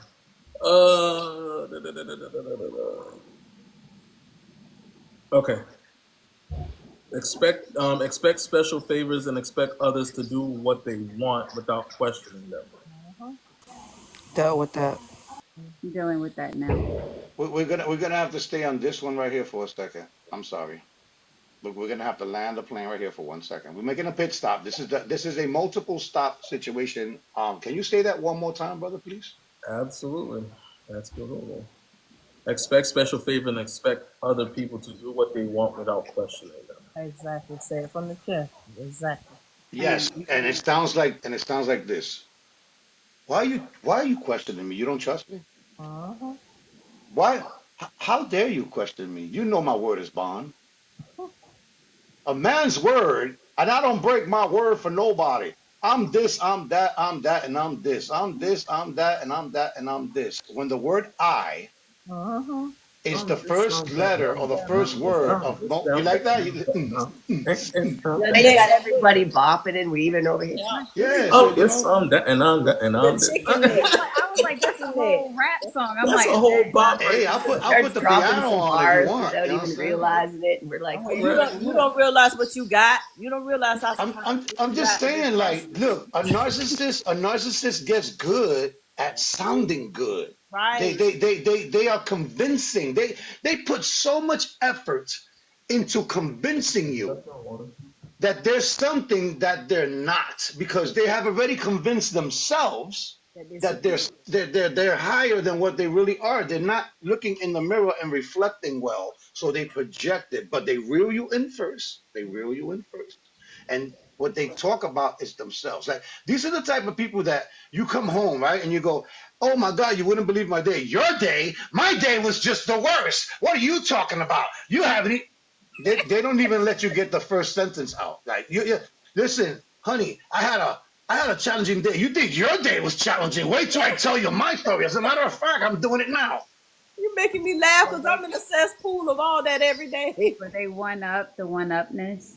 You gotta Yeah. laugh. but You you gotta know, laugh. honey, You you gotta said laugh. This is something this. really important is Listen, that they really do drop Nigga, what's in going on, bro? words. And they drive you crazy because you sit here going like, oh my God. yeah, but their drama has a Yeah. cadence to it. Their drama has a melody to it because they get so good that it sounds And you can't good. even because you don't know when they're telling the truth and when they're telling a lie. So Bingo. you'll What's tell a going lie on, when bro? Welcome in, you'll bro. tell a lie when you can tell the truth. When you just tell the truth. Because you gave them the blueprint of how to lie to you. You gave them the blueprint of how to use your strengths Yeah, against you. you're They right. took your strengths and they made them weaknesses so that you can bow down to them. Let's call a spade a That's right. spade. A All right, narcissist so it's wants a to look down. So the only way that he can look down at you or he is to break you down. They hype you all up to right. let you So down. In the so in before the in the go mindset ahead. of a narcissist, right? Is it can it be said that the person that is trying to put their feelings above the other one is really just you trying to reverse narcissism, the narcissist? It could be that, but it's more about It's control. more about control and manipulation. It's more about control. It's No, more just about remember, look. Look. I said this Omega, about. Hold on. Omega. I said this Remember, I about. preface this. I preface this. This is in the narrative mindset of the narcissist, saying that you're the one that's actually the narcissist because I they're trying caught. to I put your caught that. feelings above mine. I Yeah. caught that. I caught that. But listen to what I'm about to tell you guys. Listen very closely to this. Okay. I felt with my experiences and the conversations and the readings that I had that a narcissist is not really about winning. It's more about not losing. Yeah. I need to charge You my understand what I'm saying? That's not the win for them. The flex for a narcissist is about not losing because they usually will freak out if the person that they use threatens them to Mhm. leave. If that person that they are using leaves, they will bug Out. out. Yep. You know what I'm saying? Like, so there's abandonment issues. This didn't happen last year, or that you don't become a narcissist in like a couple of days, a month. This is comes from a long process of pain that wasn't dealt with, that became something else, and now you're lashing out and you're using people because you don't trust yourself. So you project that everybody is going to be just like you, Yeah. that everybody understands the reality that you're in, and if you disagree with them, you just Yeah. became the target. And they go into depression and and turn everything internally towards you. Woo! For what They I've turn noticed everything, in my everything recent attorney dealings, is in my recent toxic. dealings with someone that I've dealt with that is that I've realized is very narcissistic is when you have a conversation or you are addressing something and then it becomes an, about them, Mm-hmm. and then they make it seem like you are the one that has the issue, you know. And that to me, and I when I noticed it, it just made me sad Oh. because it was just like, wow, I didn't even expect that to happen, you Mm-hmm. know. And I just, because me, I'm not going to sit up here and I'm not going to get into an argument with somebody who's always going to be right. Mm-hmm. Like, I'm not wasting my time nor my energy. I immediately removed myself from that situation. You know what I mean? Like, the minute that whenever you are trying to confront them about something that they've done, and then Mm-hmm. they flip that shit around, and Yeah. then all of a sudden it's you are the issue, that to me is a huge red flag. And I was just like, hey, you got it. You know what I mean?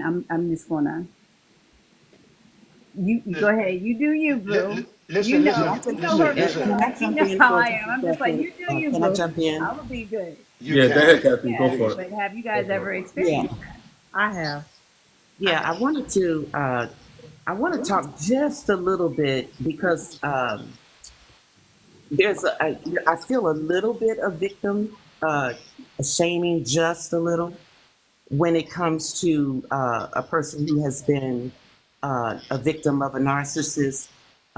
In terms of, you know, the victim giving the narcissist the ammunition and giving them, uh,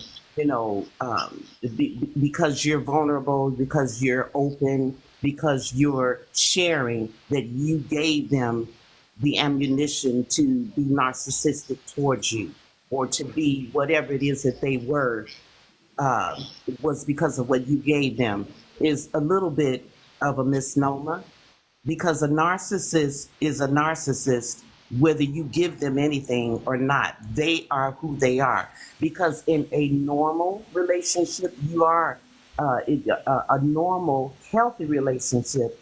You're going to be with someone that you can be vulnerable with. It's a safe space. You can be vulnerable with that person. You can share with that person. You can do all of that because that person is normal and it is safe. And that is what a healthy relationship looks like. But when you're in a relationship with a narcissist, they are the way they are, not because you were vulnerable, because that is the healthy thing to be and the healthy thing to do in a relationship. So they are what they are, not because of what you did and what you gave them and what you supplied to them. They are, you're getting that behavior because they're just narcissistic. And one of the things that I really like, which is why I stopped by, official, your discussion here, and because I really love it. First of all, I love it, because what I was hearing was this.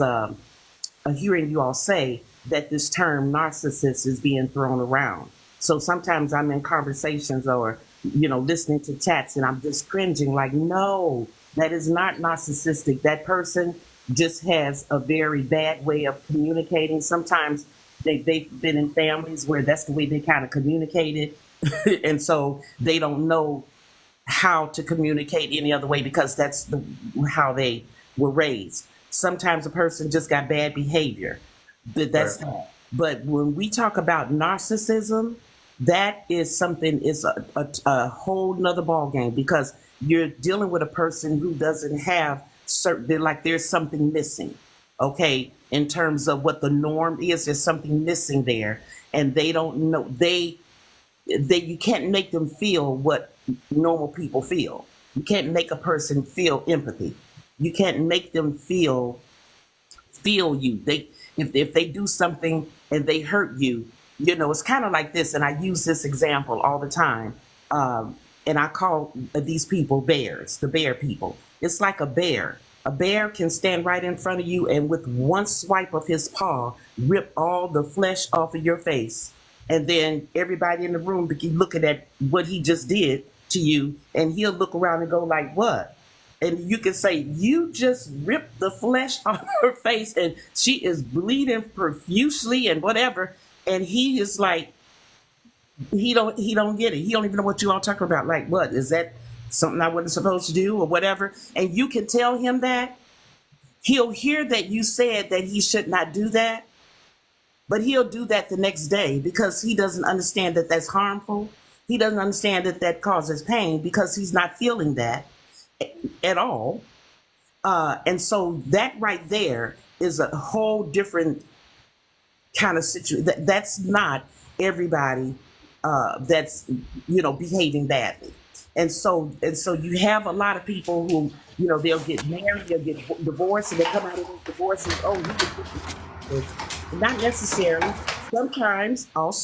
Sometimes a person can be behaving a certain way because of the energy that you're bringing. Sometimes you didn't handle a certain situation the right way. and sometimes that energy came back to you, and but you're seeing what came back to you, but you're not self Welcome in. looking at what you sent out. So there's a lot of things where there could be a breakdown in terms of a relationship, communication, and all that. And because of the fact that there was bad behavior does not mean that that person was a narcissist. So I just wanted to throw that in because you all were dead on when you all were saying this word being thrown around. That, a matter of fact, I've only encountered in my own circle maybe two narcissists in terms of, that's how rare narcissists, and they come with an energy. Those of you who are energy people who feel energy, and those who you are, and I'm an intuitive empath, so I feel it. There is an energy, yes, that these people have. It's a very low vibration. When I tell you they resonate and they vibrate very low, it is very low. And it's very dark. It's not just low, but it's also dark. It's very close.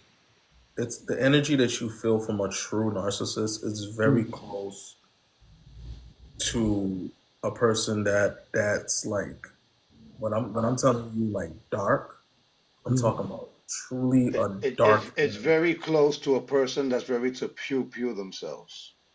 And then also, and whether you all realize it or not, a person who is a true narcissist, and I'm talking about on the spectrum, way on the other end, these people literally end up becoming psychopaths, sociopaths. They're your serial unalivers because they can they can just strangle the life out of a woman until she's gone, and not have, and get joy from it, and then go somewhere, sit down and eat a sandwich. They don't feel there is nothing.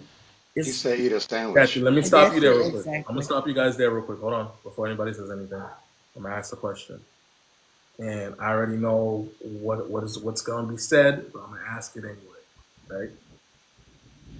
Between the gender perspective, who becomes a narcissist more, man or woman? You know Not what? everybody jump at once. One by one. Okay, I will say this. A lot of people miss the fact that women, that narcissistic thing is not a male thing.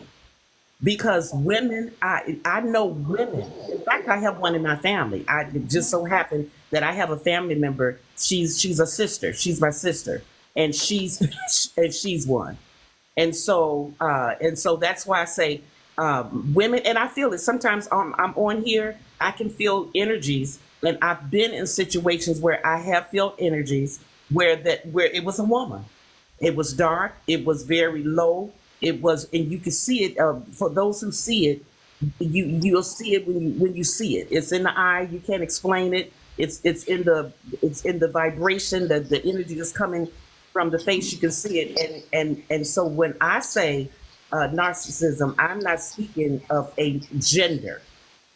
I'm not speaking of a gender because I've seen it on women just as often as I've seen it on men. It's more with men than women. I see, when I see it, I see it. The only reason why I asked that is because when I was reading, and when I'm telling you, I've done some fucking research on this shit. I did extensive research on this shit. There was not an article that was mentioned where it said a woman was a narcissist. Time out. I couldn't. Hold on, before we do that, I know you're gonna say something, but the articles that I found, right? Every article that I found always mentioned the man. That's the reason why I asked that. I can answer that. That's why I'm saying time out. I can answer that. Watch this. Because there's different types of narcissism. Because a man's narcissism is aggressive and violent. A woman's is withholding. A woman will take something away from you to be a narcissist. A man will give it to you. You understand what I'm saying? A man will bring it to you in an aggressive form, right? Which becomes violent and touchy. A woman will just take something away from you. I said it because it's the mentality level. I'm giving you a difference. I'm giving you a difference in gender so people can. Mika had a hand up. Now, I'm not saying that a woman cannot be aggressive, right, with their narcissism, right? And I'm not saying the man can't withhold something and use it against you as well, because that's also a manipulation tactic, right? But I will say that a man is usually in a masculine form can be more aggressive and physical. A woman can tactically use the narcissism to withhold something. So for this point right here, I'll pick for people to choose to speak, so that way we're not all talking at once. And Because I that don't was want for you guys to tell me what you feel about that, because that is a discussion that needs to be discussed if there is a difference, right? right. So Mika, go ahead because I see your hands up, and then I was I'll give going it to to Divine, say and then I'll give that, it Miss to Laura. Kathy, the narcissist that I have recently been uh, engaged with, or having to, that I've chosen to remove myself from the situation, is actually a female. When everybody heard me say that I've been dealing with this, I'm pretty sure they automatically assumed that I was talking about my spouse, Probably. you know, and that's not the case. Like, you can Right. find narcissistic behaviors in friendships, at work relationships with people, on this app. You know what I mean? Like, I mean, you can find them, and they can be very manipulative. That's the main word that I have to say. It's a form of manipulation that's at a fucking high level. And it doesn't matter how educated you are, how intuitive you are, how empathic you are. If somebody wants to gain something from you or try to break something in you, they will get their way in there regardless. They'll find a way. They'll find a They'll way. find a way. It's It could be just, parental also, both ways. yeah, You parents. could have a kid Mhm. narcissist, you could have a parent narcissist. You could be the Yeah. narcissist. All right. Yes, you So can in yeah. fact I'm be not saying that so you person and can't not say even realize it. Give me 1 second. Give me 1 second, Divine. But I do This have guy a just hands client up at in the chat. 10:30, so I'm gonna have to leave myself That's at 10:25. fine. Okay. That's fine. Can I say something really quick? Go ahead, Abby, and then Riz could go. Okay. I think with a female narcissist, I think with just women, society deem women as just being very emotional and easy to like create drama and stuff like that. So I think a lot of female narcissists would have fell through the cracks. I think when a man deal with a female narcissist, and if a man complains about that, it's like, okay, that's just how a woman is. So he would have accepted all this emotional abuse and everything and came out of that like, oh, well, okay, I just dealt with a woman. I think there are a lot more women narcissists than male narcissists. They just get like, almost like they fall through the crack because, They get overlooked. yeah, It gets overlooked. 100%. yeah, that's it. 100%. So they contribute the behavior to being Yeah. normal. They can be adaptable. They can cope with any situation. That's a mentality thing. It's not a gender thing. I tell people that all the time. Stop trying to put labels and saying man versus woman. It's not. It's your mindset. Your mindset. There was a reason why I asked that question. That's the reason I had a whole reason why. That's why I'm Your staying quiet. mindset don't have Can a Riz go real quick though, please? place. Okay. Can I say I'm gonna something? give it to Riz real quick, Divine, and then I'm gonna come to you then Laura, because I know Riz had his hand up in the chat. He put it up like 4 times. Go Yeah, so ahead. when we're saying these things, I think we're forgetting that the objective of the narcissist, right? The objective is because, and it was mentioned by Kathy before, is they're looking to devour somebody that way, right? They're looking actively for what they can take and how much they can take because it's the only thing that gives them energy. It's almost like how food fuels us, right? We get all our sustenance from what we eat and what we intake. It is the same exact way for a narcissist. They're actively looking to thrive because it's the only way they can thrive in practicing those tendencies, right? So the grandiose, the putting somebody down, the taking what they can from somebody until that somebody has nothing left. And the classic traditional narcissist will devour somebody entirely and then dip and then do it to somebody else again.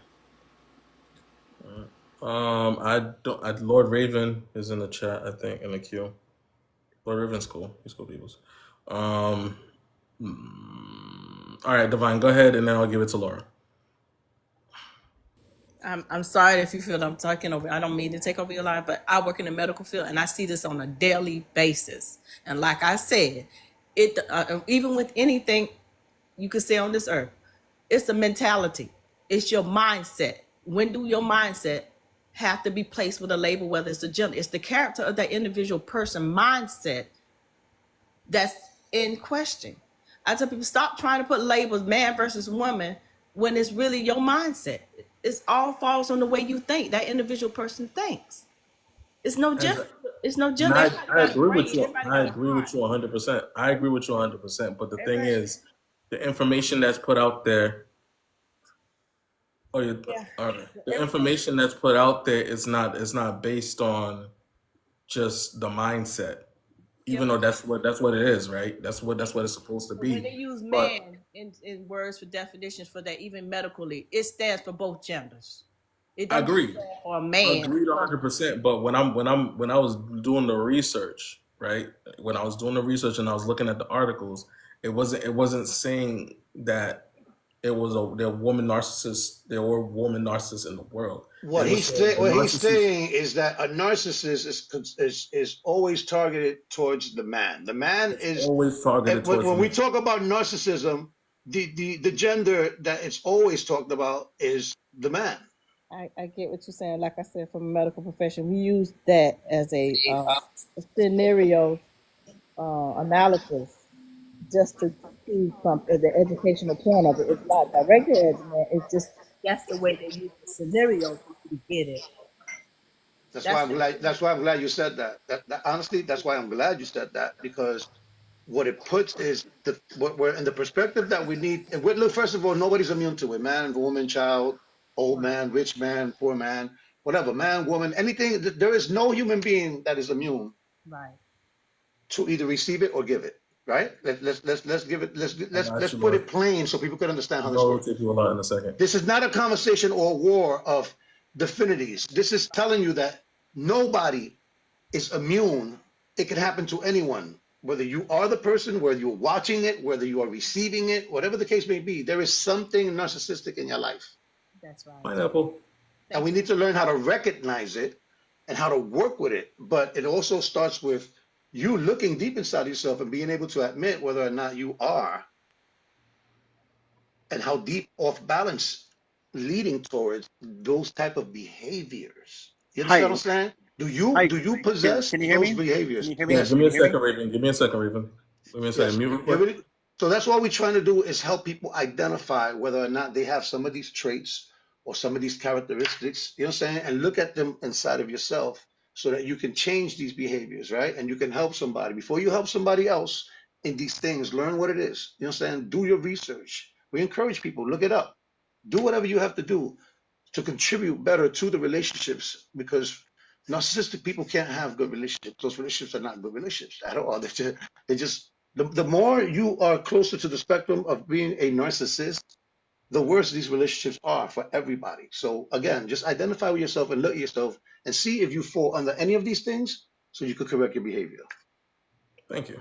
Appreciate it. Mika, did you want to say something? Because I know you was trying to say something, but it's just like Was saying was I think the only thing that you were talking about was the research. You weren't actually talking about in general. Like you were I never merely said pointing anything in out a general sense. the research that's why we have to listen, guys. Listen for understanding, not to respond. Please, when And we're having and these type of conversations, please just let's listen very this is a lesson. This is a lesson for everybody here.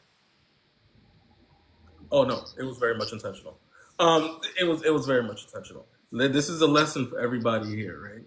That what was happening there was a trait of a narcissist. Did you guys not catch that? Anybody else? Didn't nobody else caught that? That was simple. That's what I'm saying. That's why I'm pointing to the ear. No, nobody else caught that. Am I the only one that caught that? no. Nope, I did because I was trying to speak and I kept getting overspoke and then jumped in every time somebody else said something. It was So very, very much uh, grandiose behavior. so let that be a lesson for everybody that's here. When we're doing this, when we do these lives, there's a reason why I let shit just go. and expand because I'm trying to teach y'all some shit. Y'all caught it. Everybody else caught it, right? We all caught it. We're good. We all caught it together collectively. If y'all did, raise your hand. If y'all unmute, if y'all didn't, if y'all caught it, because I caught it. It was an easy one. Okay, cool. Cool. All right. Anyway, back to what we were doing. Um, back to what we were. There is, Lord Jesus, pineapple. Yep, pineapple. Yeah, we pineapple. We good. Okay. Yep. I'm talking about baloney. Oh no, we're good. Bologna? No, I'm good. Damn, where are we? For sure. Okay, so let's get to the complications of what a narcissist deals with. I think Laura needed to say something. Oh, Laura, go for it. I'm sorry. We kind of lost ourselves here for a second, huh? It's okay. I was just listening. I was observing what you were observing, I think. But I Oh, was you just, caught it too? oh yeah. So when I was sitting here listening, I just wanted to address a couple of points because I am an energy person and I'm an accountability person, as you know. So one of the things I will say is if we're talking about somebody who's truly a narcissist diagnosed or even in that behavior, it is about a frequency in my understanding and perception and my perspective. And it's low. It is a low frequency. And in that low frequency is often the lowest frequency a lot of people think is fear, but it's actually guilt and shame. Mm-hmm. So anybody who's guilting you, shaming you is going to be in that. And this is where that codependency kind of comes up because a lot of times, love you, I will be right behind you because I got one too, is where you get that people pleaser, right? And then I even get people who are people pleaser, and I used to be one, who start questioning themselves and you start thinking you're the narcissist. What's up, True? Because Welcome what in. you hear and you start worrying about, am I that person? So a lot of people have to understand it is a frequency. And like Hermika, you said it too, a lot of people are in a position at that point where they sometimes don't even want to be here. It's a very, very low frequency. So it's a push. It's heavy, right, Laura? Physically, is it heavy? Because I've been at a place where if I'm describing energy like what you said, and I'm giving you a buffer real quick. Yeah. The heaviness that you feel from a low vibration, it's like you're walking in quicksand. It's like you're walking in wet mud. It's like your steps are difficult. Your thoughts are difficult. Like your shoulders are pushed down. Yes. Your back is hunched. You're not walking straight. You're not You're walking in confident. You're not walking tall. You're walking as though you're walking with a vest of, fielded. yes. So that's a very heavy physical way to explain what she's saying there, Laura. And I thank you for that. And also for the fact that I just wanted to add in that it is definitely not a gender. It is a frequency again, and there is a masculine energy to it, and there is a feminine energy to it. And we can high vibe in the masculine and the feminine, and then we could maybe explain that one day. I'd love to talk about that with you guys. We can definitely do that. That is what you got to look at is what is the frequency at, and if it's in your life, and I'm sure you guys are going to address it because I do got to pop off, but it is about that power piece and taking it back within yourself, but recognizing that frequency is key. And if you're stepping into a more, and anybody here, I'm going to guess is in a healing space, know that you start stepping in your truth. If you've been shielding someone a long time, like Hormiga's talking about, you become their shield. It's very, very, very heavy. So think about that physical that he's speaking about so that you can understand the feeling of it. You understand the mind, you understand the emotion, the physical feel is very weighted. And so it's about a frequency, and just understand that the more light you get, you're shining it on them. And as much as they like light, they like it to be seen a certain way. They don't like to be judged. So that's where the deflection comes in. So just understand it's about a frequency and about more of a masculine, feminine energy. Gender is overlooked. And I'd say that one of the reasons you probably found those research pieces is likely because I'm with Hormiga too, is that the masculine, the males, get pegged a lot more because of the physical. And then it's talking about abuse and different things like that, right? So it just, it comes up more. But remember, those men were raised by women a lot of times. So I see it a lot in females. Out, I just out, like to say mindful. Be mindful. All right. out. I'm gonna love you guys and leave you, but I love your I conversation. I appreciate you, bumped mine sister. later so I could be here. Like I'm You trying to know, get in sync with you. Thank And you. I appreciate it. I know we have a still have good one, Laura. one-on-one. We appreciate you. Can I just add Absolutely. one thing to what Laura said though? I Sure. think that's where it is, and Hormiga loves this word balance, right? I think No, when it comes to women, the narcissism comes from a high masculine energy, and from men it comes from a high feminine energy. but It's a blend. It's a blend, and that's a big reason why some men and women don't get along is because they're not allowing it to blend. That means that somebody in there is letting something in there that doesn't belong. right. You Mama G, understand? you want to do a quick commercial break, Mama G?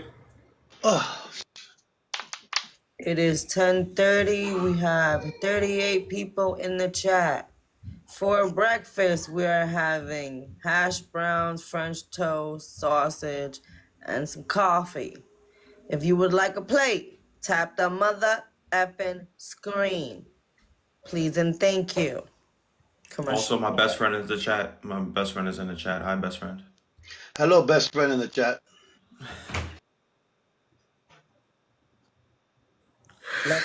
Let that be the last time you put that in my commercial break, Heifer.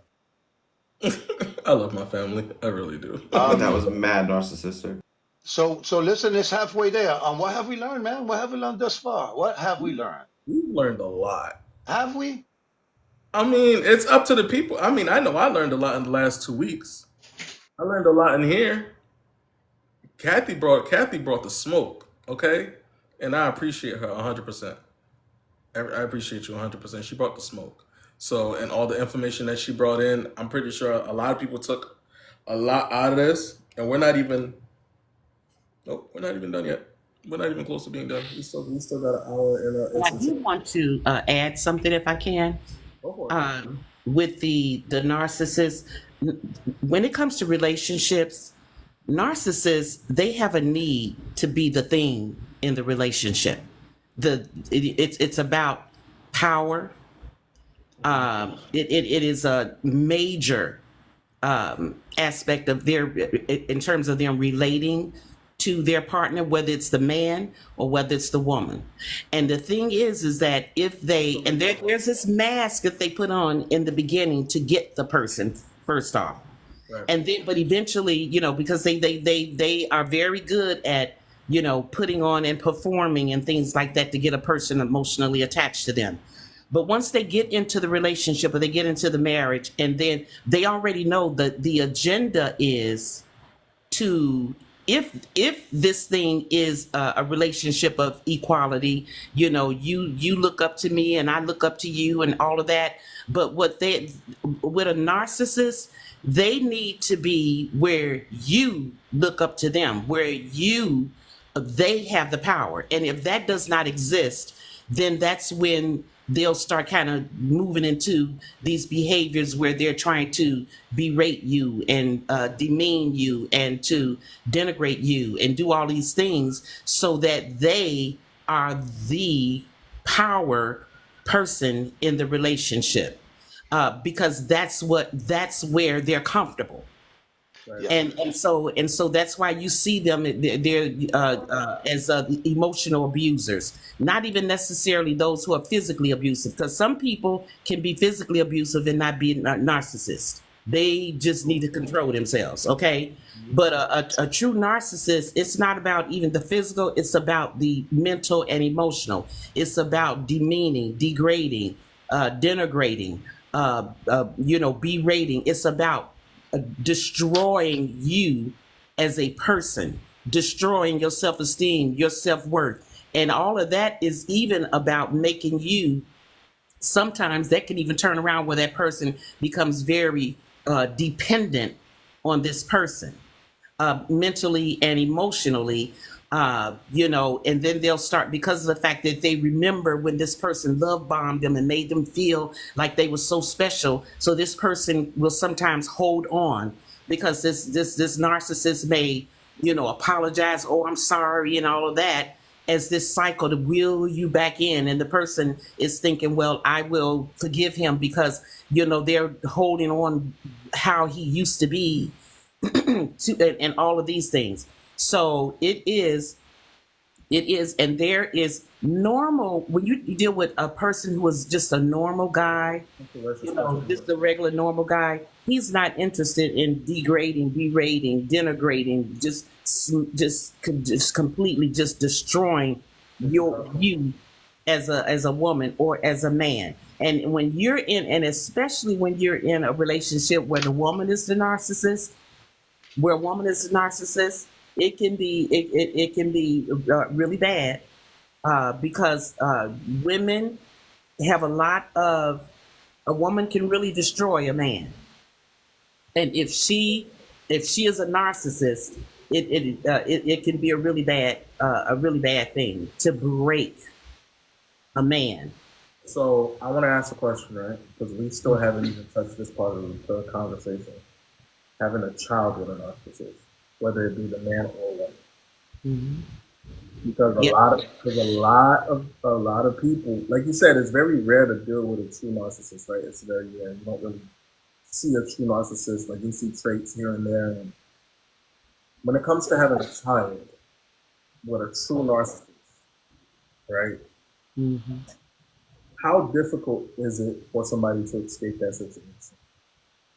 To escape your parent as a narcissist? Not being the parent of the like not the narcissist being, well, yeah, actually right there, boom. The narcissist being the parent, the actual caregiver of the child. Not the Okay. parent, the actual person that lives with the children, you know what I'm saying? That's the actual narcissist. Talk about that for a little bit. What do you guys think about that? I think that happens more between parent and child than in a relationship between a man and a woman. Okay. Because that's where it starts. Now you're talking about a kid that's defenseless, doesn't even have a horse in this race, right? It's going to Right. be dominated and controlled by this person all their life, right? Either controlled by this person, or when there's two parents, they're co-parenting, and one of the co-parents is a narcissist. Well, there's a lot of battles going on there.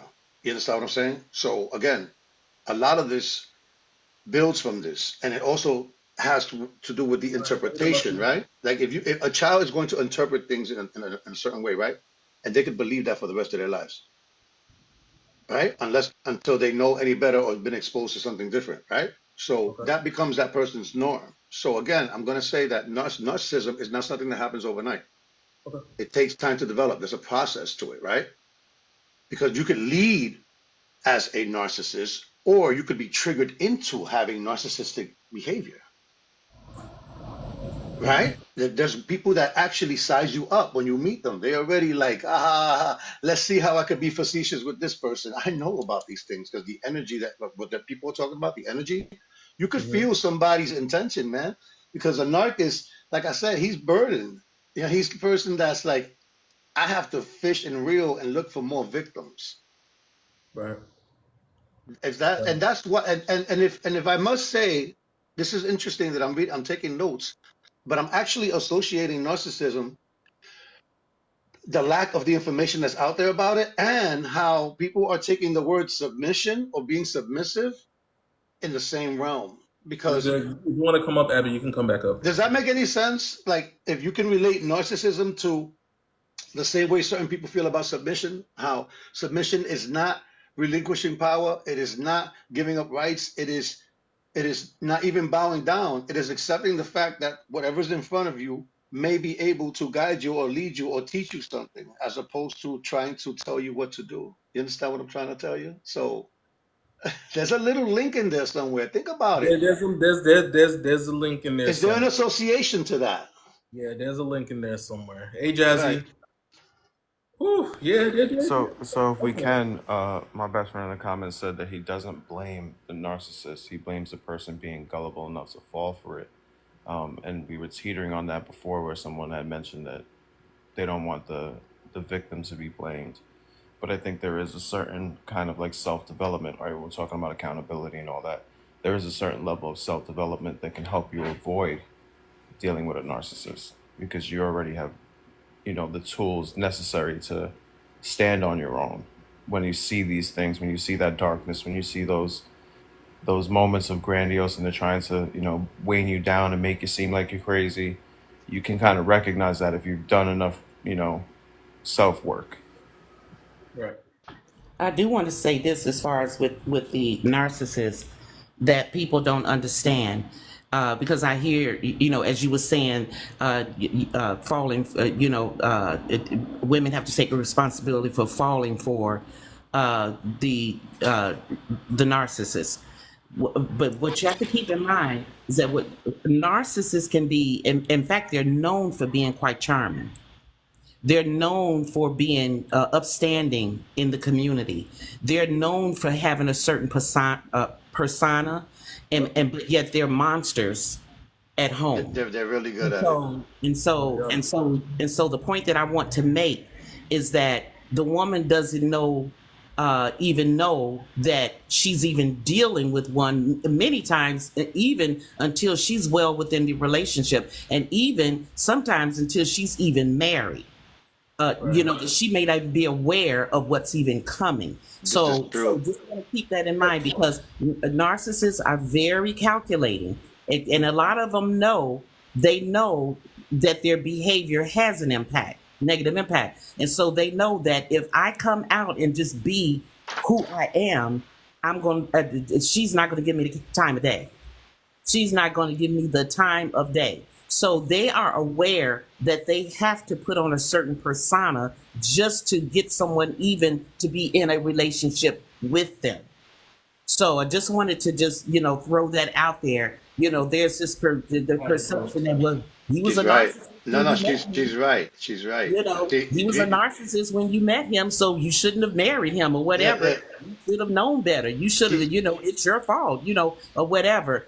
Keep in mind, and a lot of times when a woman does come out and she begins to talk in terms of what has been going on as far as that relationship, people look at her like she crazy, like, oh no, because I know him. He is a sweetie pie. He is wonderful. He is this and that, and so that's just how calculating that person is, because they know if that person does eventually talk, nobody's going to believe her. Nobody's going to believe him. Why? Because, well, I know him. He's great. He's a wonderful guy. She's a wonderful girl. She's whatever. So there's not. So I just want to say that's a misnomer.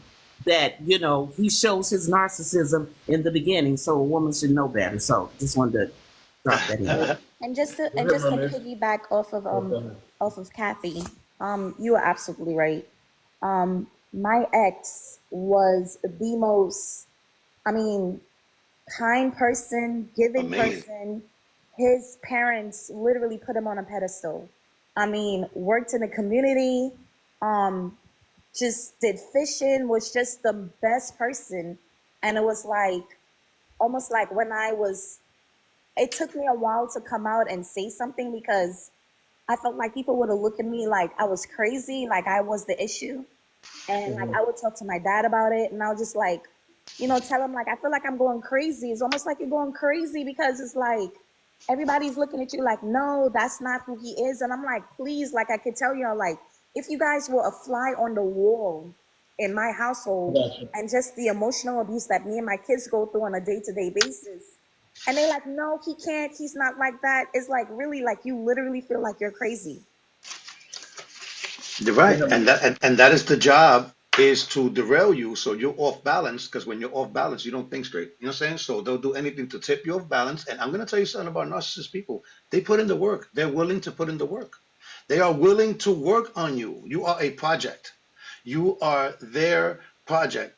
And I do not blame the victim, but I do give some accountability to those that ignore the information that helps them to prevent this. The ones that still do not listen, because you're not ignorant anymore once you learn what to do. If you choose to go against what people are saying, and you're in a good place here, we're going to lead you into the best possible situation. If you don't want to listen to something, that's your choice, but you can't claim ignorance anymore. You cannot claim victim anymore if you've been given a diverse way of looking at things. If you've been given a way to recognize these things, and you choose to ignore. Oh, he's not that. She's not that. Are you kidding me? He's just playing. Okay, do whatever you want with that, but at the same time, don't call yourself a victim anymore. If you've been given the knowledge and you choose to not adhere to what makes sense, and you're not thinking logically about this, and you're thinking emotionally about this, then you already are going in the wrong path. So again, use your head. Okay, your head comes out with good ideas, and then your heart tries to tell you that it's not a good idea. So pick and choose your battles the right way, but at the end, do not And claim that you please, are a victim if you've already been given the knowledge. You're not ignorant anymore. So you're not a victim anymore. You're choosing to continue down this path. Think about that. And can I okay, share something from? Can I share something from the mouth of a narcissist when you get finished? When you come back to me. yeah, I got you after. Kathy, because Mermaid had her hand up in the chat, so I just want to give her the real quick. Go ahead. Morning, everybody. I was just gonna say, actually, Kathy, I think it was you that was saying about how a lot of times the people around the narcissist don't necessarily, like the friends and other people, they don't realize it, and that is a prime example of what I get to deal with because I rent the basement, but I live with my parents, and my mom is a narcissist, and she was a teacher at a private school for 20 plus years, and everybody loves that woman. If you ask anybody on the street, you go to her church, you talk to anybody, oh, Miss Zion is the best, and I literally am sitting at home like WTF because she is an absolute narcissist, and nobody has any idea what we deal with on the home front because of that. That was all I was going to say, but it was just, I didn't want us to get too far into another topic before I No, talk it's a about it. true, it's a true story. We talked about this, love. We talked about this plenty of times. And look, again, knowledge is just the information. If you're not going to use it, then you're not, it's no power at all. What's the power of holding on to something if you're not going to put it into play? And she's a prime example. You know what I'm saying? She's learned from these experiences, and it probably encouraged her to look deeper into it so she could understand it better and deal with it better. Instead of being in it, take a step out of it, learn about it, and see your role in it. You know what I'm saying? See what role you're playing in this situation. You know what I'm saying? Because you have to start recognizing that. Yeah, look, for the sake of arguing and making this point and sounding like a repetitious person and mundane, to say the least, if you're not applying what you're learning, then you are still a spectator. Absolutely. You not only a spectator, you're in the middle of it. Like you are a fan of it. Think about this. You are enabling it to happen if you already know. But it's hard. I can't pull the trigger. I'm scared of this. I'm scared of that. Yes, you are in a situation that seems like it is impossible to get out of. Oh, I'll tell y'all, the more I have learned just from being a part of y'all's lives, the quicker I have motivated myself to get out of the situation I'm in. Say that one more time, please. Say that one more time. The more that I've learned from y'all's lives, the harder I've motivated myself to get out of the situation I'm in. Good for you. Good for you. I wanted to share. I wanted to share.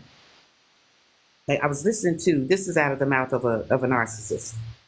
I was listening to Moody Broadcast Network. I don't know if any of you all are familiar with Moody. And they were talking about domestic violence, abuse, emotional abuse, physical, and all of that. And people could call in. So this guy calls in, and he calls in, and he said, I am an abuser. So this is what he said. He said, I am an abuser. I know I'm an abuser. He was more of a psychological, mental, emotional. He said, and I am aware of it. He said, because that's what I enjoy. He said, I enjoy being abusive and demeaning, berating, all of that, denigrating women. He said, this is what I do. He said, so I just want to say, to women, be careful what you pray for because you just might get it. He said, when I enter into a relationship, and this is what I wanted to, what I was talking about before, this character, this persona that they put on for the purposes of that's the only way they're going to get into a relationship. And this other person they only allow this person to come out behind closed doors, the real them. So anyway, he said, what I would do He said, when I go into a relationship with a woman, I become her everything. He said, I treat her like she is the queen of the Nile. He said, I treat her, I just be her everything. And he said, and the reason I do it is because what I'm doing is trying to get her emotionally attached to me and emotionally dependent. He said, because I know that when I marry her, when I get into a relationship with her, he said, I know what's coming. I am going to abuse her because that's what I like. And he said she is less likely to leave because she is so emotionally dependent on me. And so I just wanted to, put that out there because that is one of the traits. Narcissists enjoy, they enjoy inflicting pain. It is not, oh my God, I didn't mean, I didn't, there is no sorry. There is no empathy. There is pleasure. And so that's the reason why I'm saying, and I do applaud the woman, I don't remember which one it was, who says that she's working to get out of the relationship or the marriage or whatever, because there is a narcissist, that is who they are. You can't go get therapy and get you some empathy. You can't do that. You either have that as a human being or you don't. Now they can go somewhere, get some therapy and change their behaviors. Just like you put your hand in a lion's cage, the lion is going to bite your hand off. Now you could tell a lion that you should not bite someone's hand off, and he might not bite off someone's hand. But if you put your foot in there, he's going to bite your foot off because he doesn't understand the concept of you don't bite something off of a person, period, in the first place. So, get out. That's all I can say. Just get yourself on out of there because they're not going to change. They're not. And here's the thing. That's the reason why there's a diagnosis, because most people are not like that. If most people were like that, there would be no such thing as a diagnosis. It wouldn't even be a category because that would be human. That's what humans are. That's what humans do. But that right there is something that is, is rare, and there is a category for people like that. So I applaud you, my sister. Get yourself out of that. It's not going to change. Yes, Lucy. Yes, I agree. I was gonna go back to, where some of the people that are in their lives don't know that they are the way that they are. It's not going to, it's going to take you being insanely close to this person for you to understand that they have either narcissistic tendencies or they are in fact a narcissist. I personally know people who have been around a person for years, even, and didn't realize that this person was the way they were. And it took myself being so close to this person and going through the gaslighting and going through the all of the different things that this person would put me through in order for me to really question in my mind whether or not I was going crazy at that point. Like, I went through so much gaslighting that I got to the point where I was like, am I losing my mind? Like, am I really, like, not understanding things the right way? Am I questioning things on a daily basis because of everything that was going on? And when I brought it to these people's attention that were around this person for an extended amount of time, it almost intensified that gaslighting, because of the point that they were like, no, this person's not like this. This person's always a stand-up person. This person never does things like that. This person, I could never imagine them being like that. because this person has built themselves up in such a way that they seem like an amazing person. So it took them seeing me specifically so close to it and dealing with it on a daily basis that it brought it to their attention, and that's when the check boxes started to be checked, where they were like, holy shit, like this is something intense, this is something real. Like, you, all of a sudden that light goes off and you're like, this person was building themselves up to be this champion trophy winning person, and they aren't the person who they're portraying themselves to be. The mask falls off. It's just a matter of time that goes into that mask slowly slipping. If I can, Jay had a question in the comments about can narcissism skip a generation? I mean,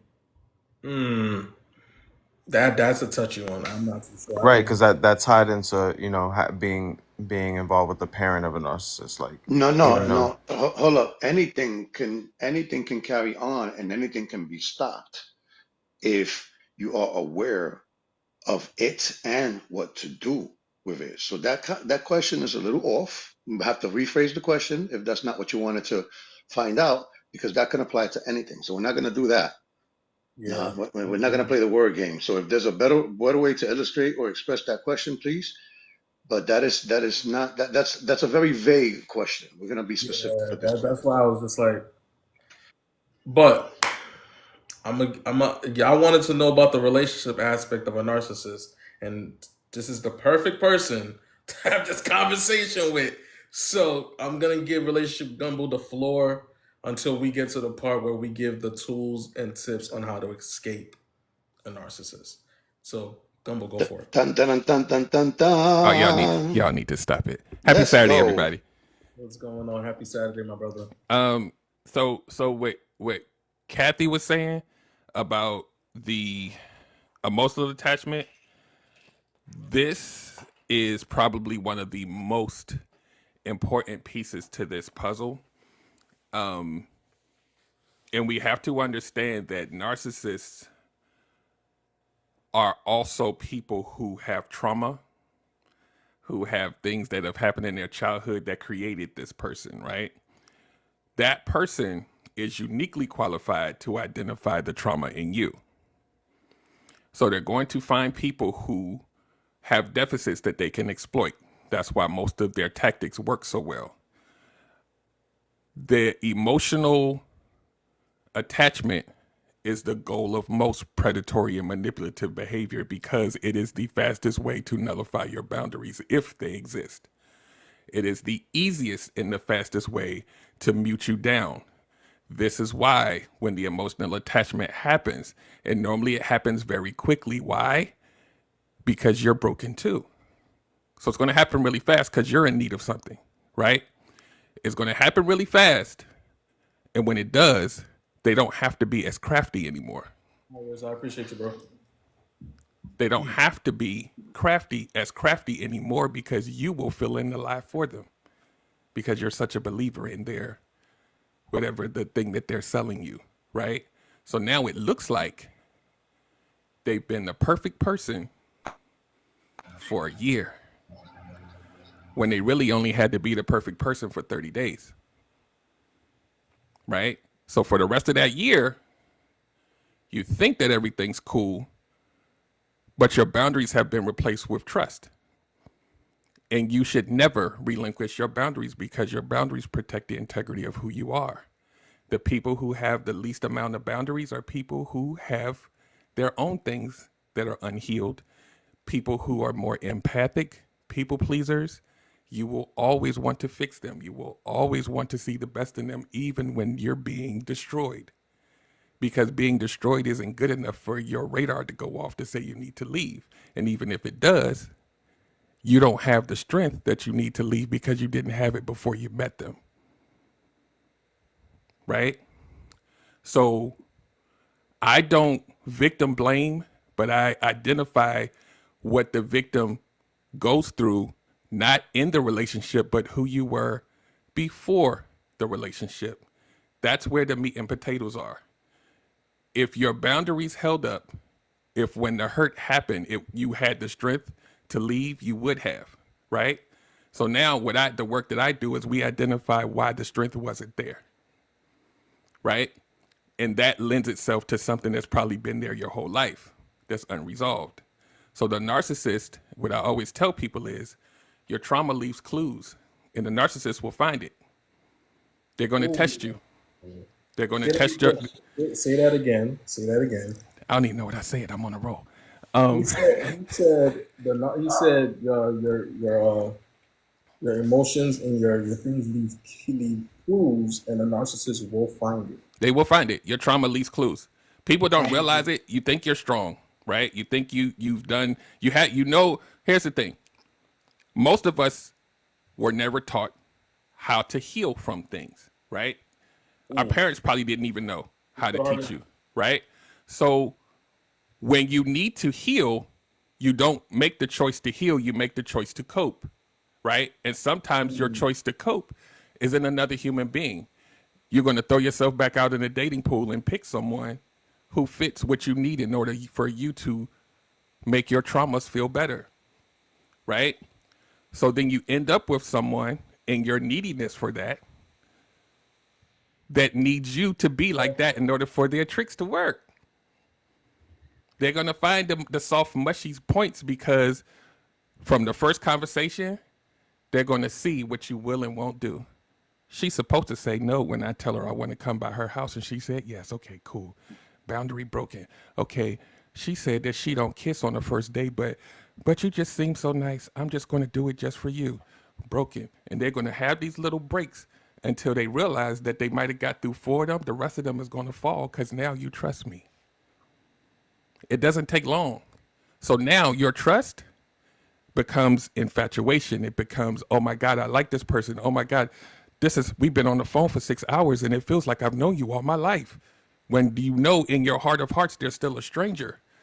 That trust, the pseudo trust, breaks everything down that was supposed to defend you. Now here again, most of those things that were supposed to defend you probably wasn't there before you met them. But they broke it down. So now everything they do is going to look like they're this masterful manipulating player. No. What's going to happen more likely is they're going to do something that you don't like. You're going to kind of check them on it. They're going to give you something that sounds utterly ridiculous. Well, my cell phone, the reason why I haven't called in 5 days is because I was in the middle of New York and a herd of giraffes came and one of them stepped on my phone, and you can be like, are you okay? Are you sure the giraffes didn't did they hit you at all? And then you like, damn, I don't even have to finish it now. She believes everything I'm saying. I don't even have to be that good now. But to the other person, if you catch them a year later, they're going to be like, I never saw anything. They seem so, it seems so good. Thank you for that 50K, guys. It seems, So yeah. So Buddy asked a question in the chat. She says, are there levels to narcissism? Yes. It's a sliding scale. So here's the thing, right? And I want to clarify this just in case there's a yeah. I had to make a crazy example of mermaid because y'all ladies know, and men too, y'all done heard some stuff. You was like, wait, dang, this math does not math, but I love them. And then you just keep going. And then there'll be another thing and another thing and another thing. And then they cheat. And then you be like, well, he cheated, but I done spent so much time, I might as well. And then you just keep going. So take a break tapping, man. Y'all can take a break tapping. 50K is good enough. So just in case there's some therapists, because they always go crazy when you say narcissist or narcissism, right? So here's the thing. There's narcissistic personality disorder, right? Is what they're talking about, that you have to qualify for things. But here's what most of us endure, right? Because there's going to be some people that say, well, most people don't get tested and all of this. So let's pretend that in real life, this is really what happens. Let's pretend that the therapist has to go through 20 or 30 different indicators that would make them diagnose you this, right? But what if you met somebody that had 10? And those 10 things hurt like hell. You're still dealing with narcissistic traits. They might just not be narcissistic personality, but you got some things in there that hurt like hell. And it falls underneath the umbrella of narcissistic traits. This is what most of us deal with. And so don't let these people tell you, well, they're not a narcissist because they got it's in them. It may not be the disorder, but but those traits last you. They love you long time. They be there. So when you say a scale, think of a scale like this, right? Let's take a person who's an empath, right? You're highly sensitive. You can feel people's emotions. You love hard and you want to fix people, right? It's one end of the spectrum. 100% empathy. The narcissist has 0% empathy. But there's a lot of space in between. And people sometimes they don't stay here all the time, right? The here all the time is on the y'all can't see my hands. On the narcissistic side with almost no empathy, if they stay there, if they stay there, then they probably would have a disorder. But in real life, you're going to find people that slide the scale a little bit, and that's why it's hard for you to be like, I don't understand, because they seem like they have this nice part of them, but then there is a scale, right? But here's the thing. And this is what I teach people every week. It doesn't matter where this person is on the scale, because none of what they do is stronger than your no. Ooh. There is no narcissist, there is no player, there is no manipulator that can defeat your no, that can defeat a boundary that you stand firm on. It takes their whole trick bag out. So guess who they're going to attack most? Unhealed people. Because it doesn't take as much work. And So and they have a harder time recognizing. Yes. Yes, You won't see me coming if you're broken. So I'm bingo. looking for you. You're easy. I'm looking, and that doesn't, and I'm not shaming unhealed, because most of us, Not at we all. all got work to do. However, if I am going to target someone where I don't have to do as much work, I'm going to look for the person that just broke up with somebody. I'm going to look for the person that when I come up to you on the street and I say, hey, how you doing? I like what you got on. Let me get that number. And you be like, no, I have a man. No, I have. And I'd be like, but what does that have to do with me? Well, I guess for you, I'll just get. So there's something wrong in your relationship or with you where your hard line just got broken, and that only took me 2 minutes to break. So now when I make the phone call, you're already captive to me because you've already broken your barrier. How long did that take? 1 day? Now you're going to be stuck with me because I'm going to give you everything that you need for the next year, and you're going to deal with whatever come with that. And guys, So I'm this not. is So the separate of real talk with relationship gumbo. So let me. Yeah, I'm sorry. I got into my little.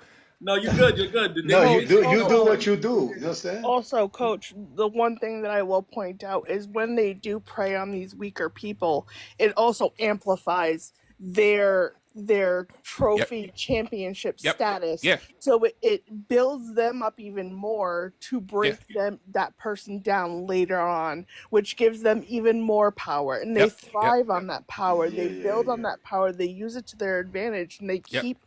they will keep burning that person down that they're close to in order to Hey, Trudy. keep creating that cycle of power. And that's Yep. the most dangerous thing, and that's why they do prey on people that are just starting their healing journey or are not healed from Yep. something that they've gone through before, because they realize they hold that power and they can Yep. amplify from it.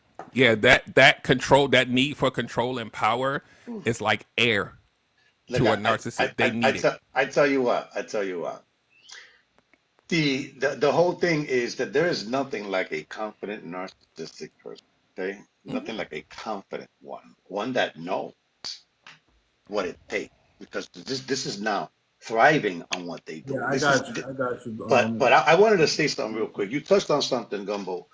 The umbrella of narcissism is very huge, right? But Mm-hmm. narcissism is just one in many other umbrellas that this can lead to Yep. different things. Like narcissism is the beginning of potential worse things. And I just wanted to share this with you real quick. I have to share. He said narcissistic personality disorder, which includes narcissism. Next, personality disorder, Mm-hmm. which includes narcissism. Sociopath, which includes, yes, you guessed it, narcissism. Hold on, I'm not done yet. Borderline personality disorder. And what do you think is included in that, in the symptoms? Narcissism. Let's go one more. Psychosis. Narcissism. Yeah.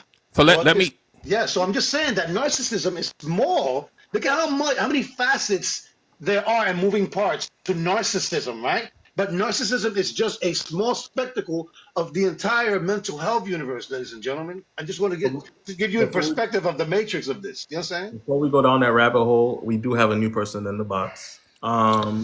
Gui, go ahead and take the floor. I know you said you wanted to say something. Go for it. Hi, my name's Gwinalda. Thank you for allowing me to come in. I wanted to thank you for hitting on some points. I want to read a poem that I wrote. It's called Outside Inside.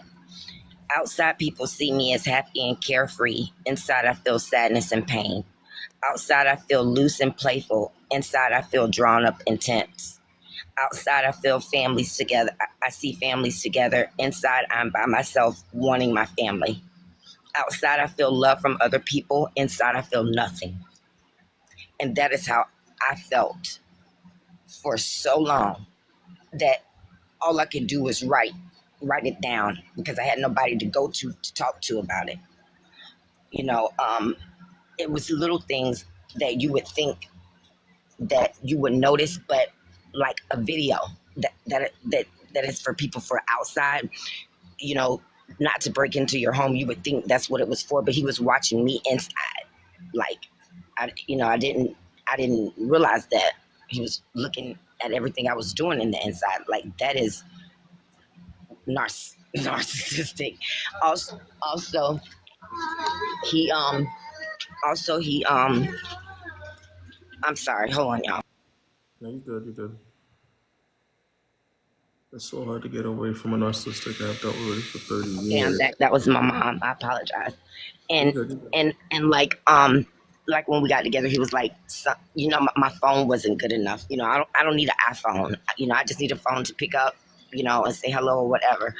Um, but we needed to get an account together. And when you get stuff like that, his name is on it. So therefore, I didn't Yes. know that all of my stuff was coming to his like all of my numbers, people I was talking to, how long I was on the phone. He was watching that stuff, Right. and I didn't understand that, like the small things, and me using like I never used a card. I always used cash. You said don't change the things that you did before. Well, he changed that for me. I stopped using cash and I started using his card. So his card let him know where I was at all times. Little stuff like that you don't notice, that you think that, oh, he's so sweet, no, he's not sweet. He's setting you up Yeah. to fail. um Yeah. and I was in that relationship for Or 13 years. I got away. I'm the one that got away.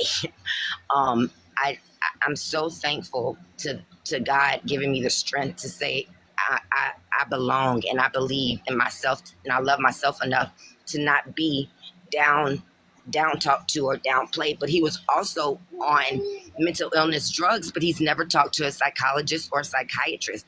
And so you're dealing with a narcissist that has never been on, that is on a narcotic, that has never seen a psychologist or a psychiatrist. So he don't even know what the drug is doing to him, or he doesn't even know what the drug is, let alone what it's doing to him. He's never learned how to cope. He's never been through therapy. His brother passed away. He's holding all this stuff in and taking it out on me.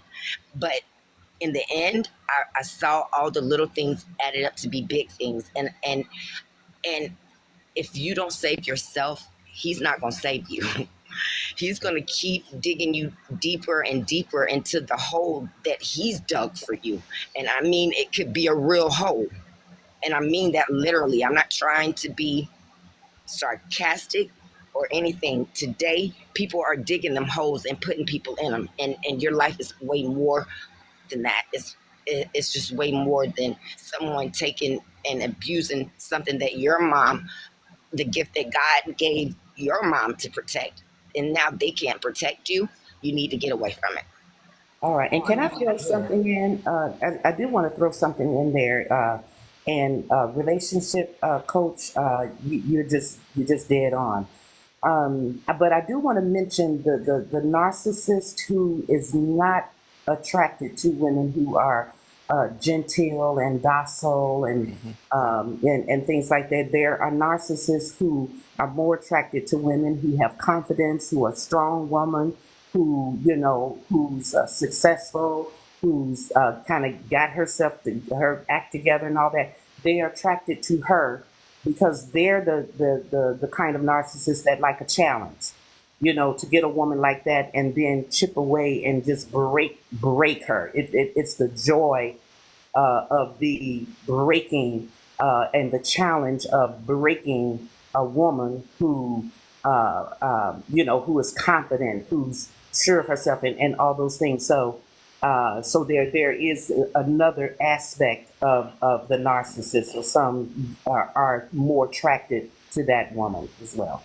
Yeah, let me speak to that real quick, and then I'm gonna do my little minute, and then you can take me out the big box. So, so not that I don't mind being here, but I'm just saying. So what she said is true, right? And then I'm gonna tell you why I know all of this so well. So what a narcissist type of a person would see in that strong person, this is what a person that has these narcissistic tendencies or whatever, what they see in that strength. They see it as a challenge. They see it as someone they can break. But what they know even further is most people who are out facing strength, they gotta say how strong they are. They gotta prove. They know that underneath that is something a lot more softer, right? There's something that's probably hyper vigilant, hyper independence. If it's on the word hyper, if I break that down, I can then exploit the part that I really know is there, right? Because most strong people, we know, most people who have to show you that they're strong, there's something that they're covering up most of the time. The narcissist knows that if I try and I can crack that, I'm going to get to the part that I can control. It's in there. It's always there, right? So let me give you like a real life that most of you guys can digest and how much this whole narcissistic tendency and traits, sometimes it can be in each and every one of us and we don't realize it sometimes. This is how close it gets to home. And the reason why I'm talking like this and I don't have to read anything is because I too was this person, but I wasn't all the way on the other end of the scale. I was somewhere in the middle because I'm also an empath, right? The reason why my narcissistic traits came up was because through no fault of my own, but I also put myself in situations where I allowed people to break me, to hurt me, to crush me. All of the empathy, the kindness that I had, they destroyed it. And after this happened so many times, my empathy started to diminish for people, for the people. So I then no longer cared about being empathetic anymore. You were not going to get me first anymore. So then I transitioned into something that was a little worse because I did not hurt people, right? So then I stopped caring. So then it became more about me, right? So now we're starting to step on some of these things that would be listed under narcissistic traits. But I'm not the textbook narcissist that's all the way over here. I'm touching it. It looks and feels like a little bit of it. And this is how close a lot of us everyday normal good people, it could happen just by a set of circumstances by where you feel like you need to become something to protect yourself, right? So I know where you're going. the narcissistic stuff that we're talking about here and their need for control, they come from a history and a pattern of where they may not have had it.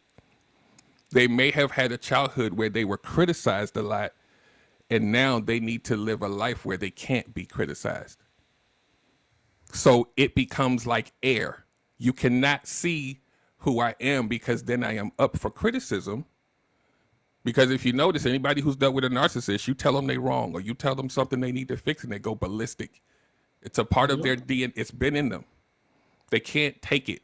So I have to control you so you can't tell me something's wrong with me.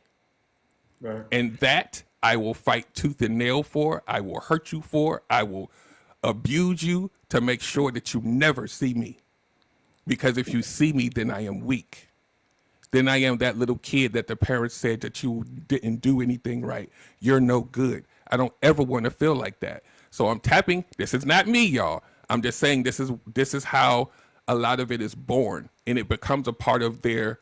And so what they have to do is they have to create an environment to bait you.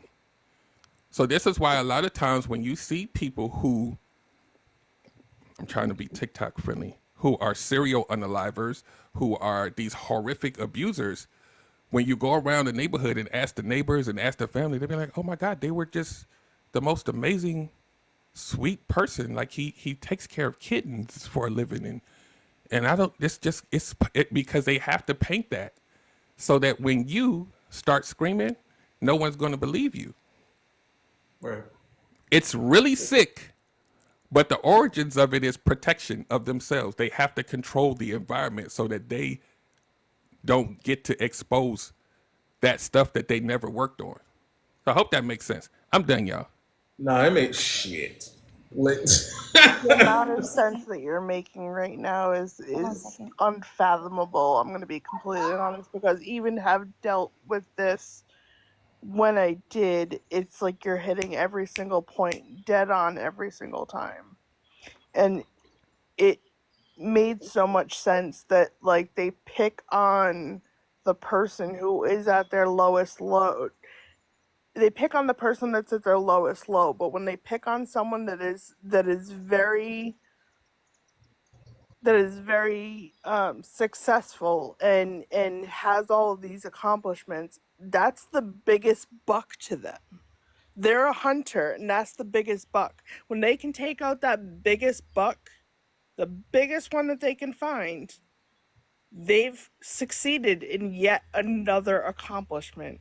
The biggest buck that they could find in that forest, they took down that one.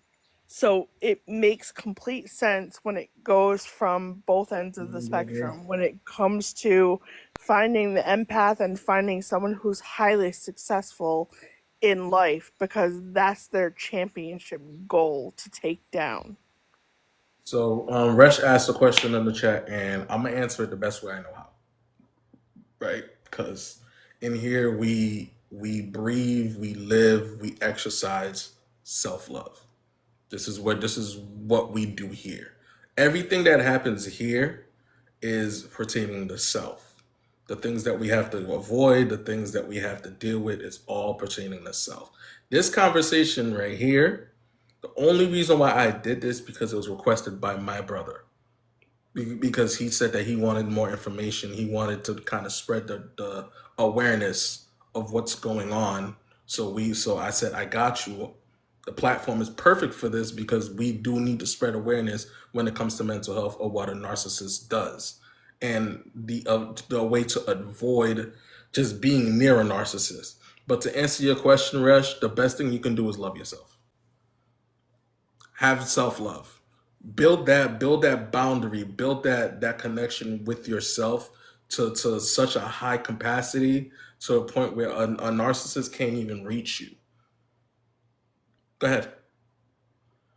So real quick on that, because that lends itself into 95% of the work that I do now. Like I'm a relationship coach, but I realize that if we don't do this healing and awareness stuff, none of the dating advice works. Like it's like you as a coach, I could tell you what to do, with the narcissist, but if you still have stuff you need to work on, you're going to keep picking them every time, and you're never going to see it. You will never see it coming. But I do want to say this: the route to you healing, the route to you becoming more aware, to his point, is loving yourself. So here's the math. If you have a deficiency in self-esteem, self-love, and self-worth, they will then become the person that fills it in for you, which means they have control. So unless and until you start to work on yourself, meaning healing the things you need that you have trauma with and learning to manage it, not deleting it, but managing it better, and building up your self-esteem, building up and understanding who you are, you will always look for someone to fill you up, to make you feel whole. And that is what they know about most people that they meet. You probably haven't done the work because you don't know how. We're not taught. You probably didn't seek help. You probably didn't go to YouTube and look up how to deal with a mother wound or a father wound. You probably never done that. So I'm banking on the fact that you haven't done it, so I'm going to test you. I'm going to test and see if your boundaries exist. I'm going to ask you to do something that I know you should tell me not to do, and you're going to do it most of the time because you like me, because you've gotten emotionally attached to me, right? So the way that you control who you're emotionally attached to, you got to know who you are. You got to build boundaries. If you're in a relationship and you lose yourself, the only way out is for you to regain yourself. Or you will continue not just to stick with that person, even if you leave them and you decide to date again, you will still be looking to be full again. So you will pick from that part of yourself. So that's all I want to say. Wrestling, go ahead. I know you have your hand up. Real quick. Abby, I'm going to let you go right after. I got you. It's heavy in here. I feel it. I know you feel it. So I feel it. It's a little heavy in here. hi everybody. Thank you for the welcome. So I have lived with him for 30 years. We are not married, but we have been together for 30 years.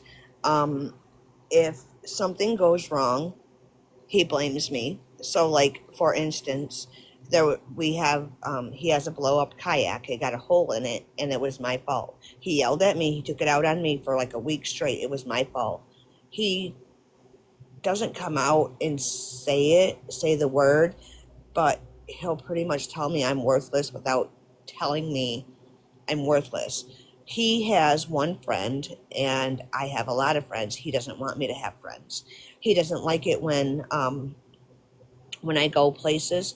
He always accuses me of, cheating on him. I've been faithful to him for 30 years. We have 2 children together. We have 8 grandchildren. He has physically put me up against a wall and told me that's not considered. And I'm like, yes, it is. But he says, no, it's not, because I didn't, and I said, it still is. And so it's just the 2 of us. We're empty nesters, right? And if there's dishes in the sink, and they're not dishes that I use all the time, because I don't eat a lot like he does. I might use my coffee cups. Well, okay, both of us live here. Both of us use the dishes. So why can't both of us, I see where you're going with this. Right. No, it's my job. He calls them my duties. Okay. And I have to get them done. When it comes to the outside work, he'll do the weed whacking. I'll mow the yard. I'll take the trash to the road. I do the laundry. I do the dishes. I do everything as he sits, and we sleep in separate rooms. As he sits in his bedroom all day long, and he suffers with depression just as much as I do, and he feels sorry for himself. And like he got really sick back in 21, and almost, and I took care of him. And I nursed him back to health and stuff. And he says I don't do anything for him. Don't even ask no questions, Mama. You just need it. Don't even ask no questions.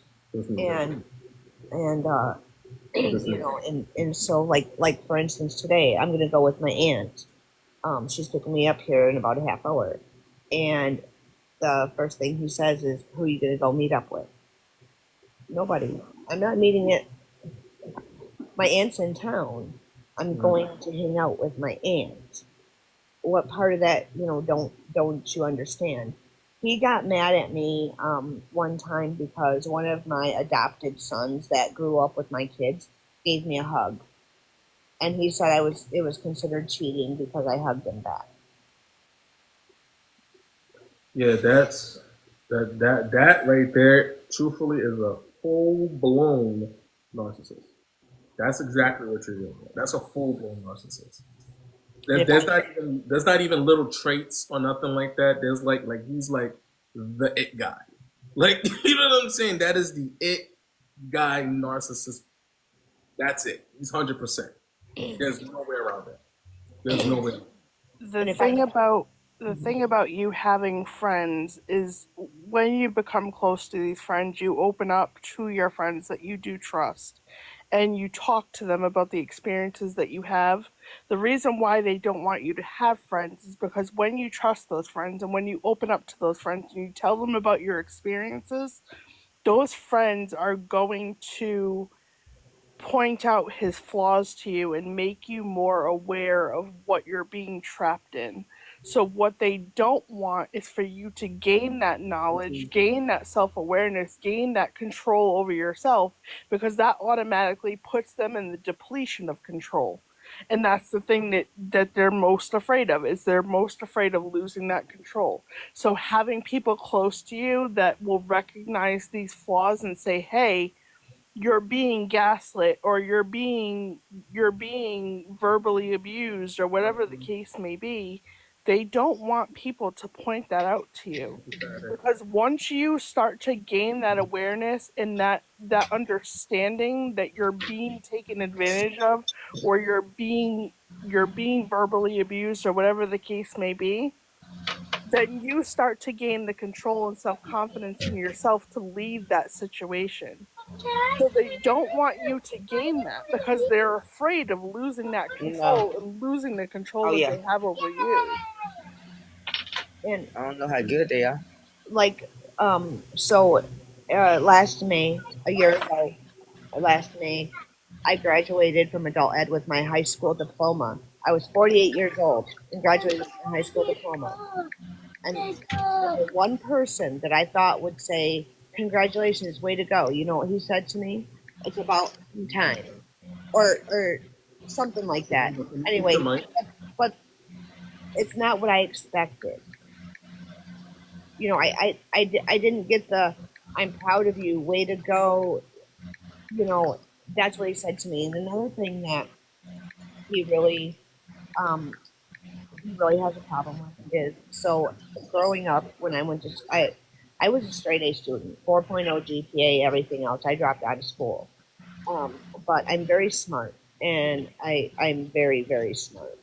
And he went to special ed, and so Hold on, wrestling before you continue. Can I have everybody mute up? Because I hear background noise. I don't know where it's coming from.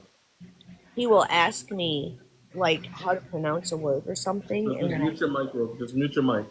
Just click on the mute button me. on your mic. Yep. No, not you. You're good.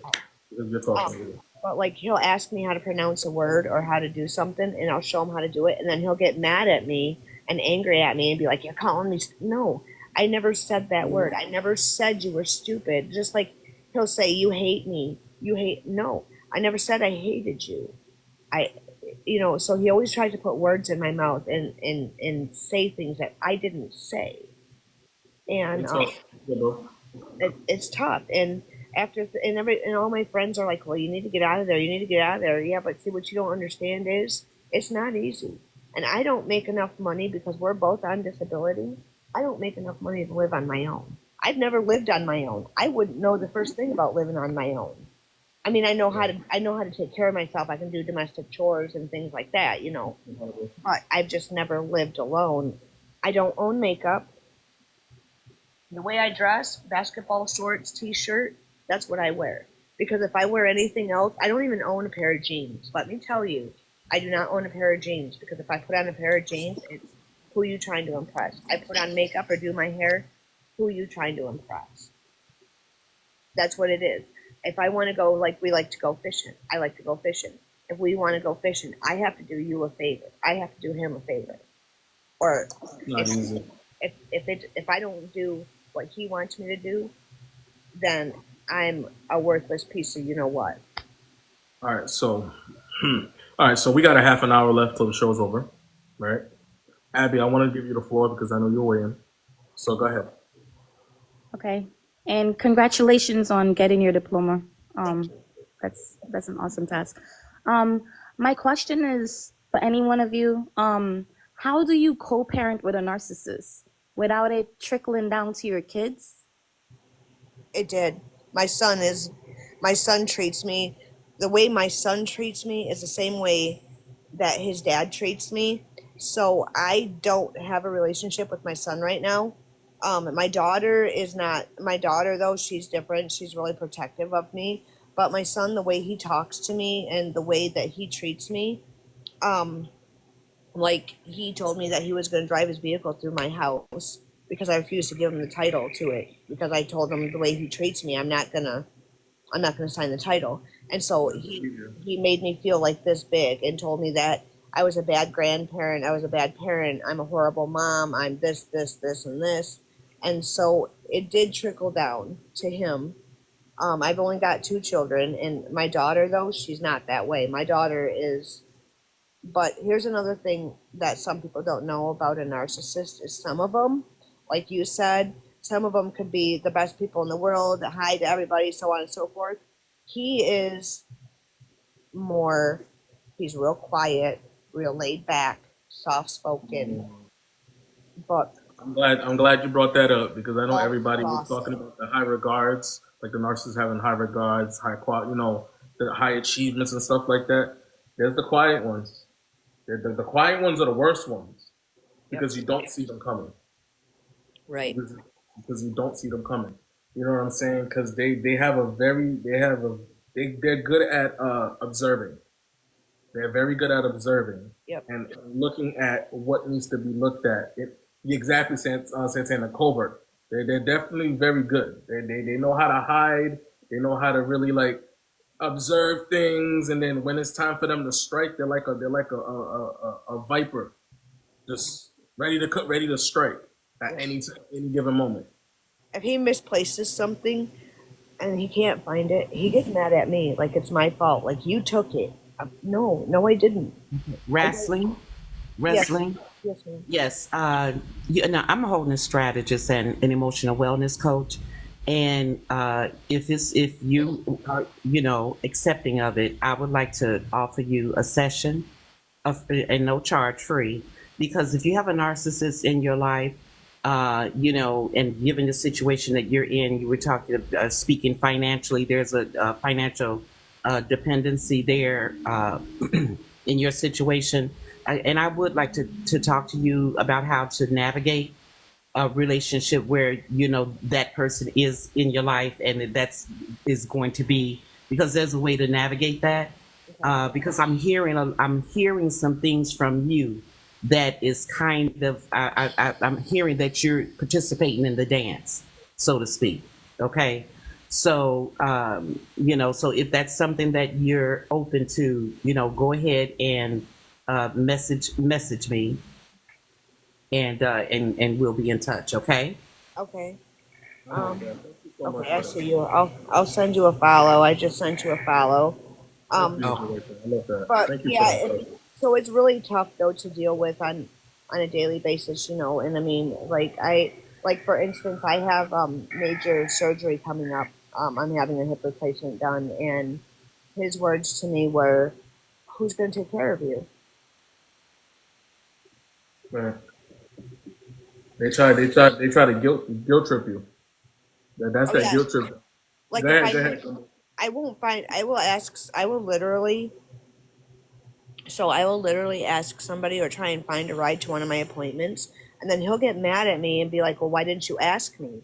Because you tell me, you literally tell me not to ask you for anything." Yeah. So Gumbo had his hand up real quick. So go real Yeah, quick, because man. I know you got limited time, and I got to drop off too. So, the question that Abby asked is a tough one, right? Because you can't remove the parent from the child, and if that parent, that the father is a narcissist, that I always talk about how kids they pattern themselves after what's modeled for them, and so it's like let's say you're the good parent and he's the narcissist, and but the kid has to go with their parents, so they're always getting exposed to the dynamics of you two. It's hard. I can't. There's no pretty answer to that. Like you, that kid is really gonna. Um, It's it's anything yeah. better.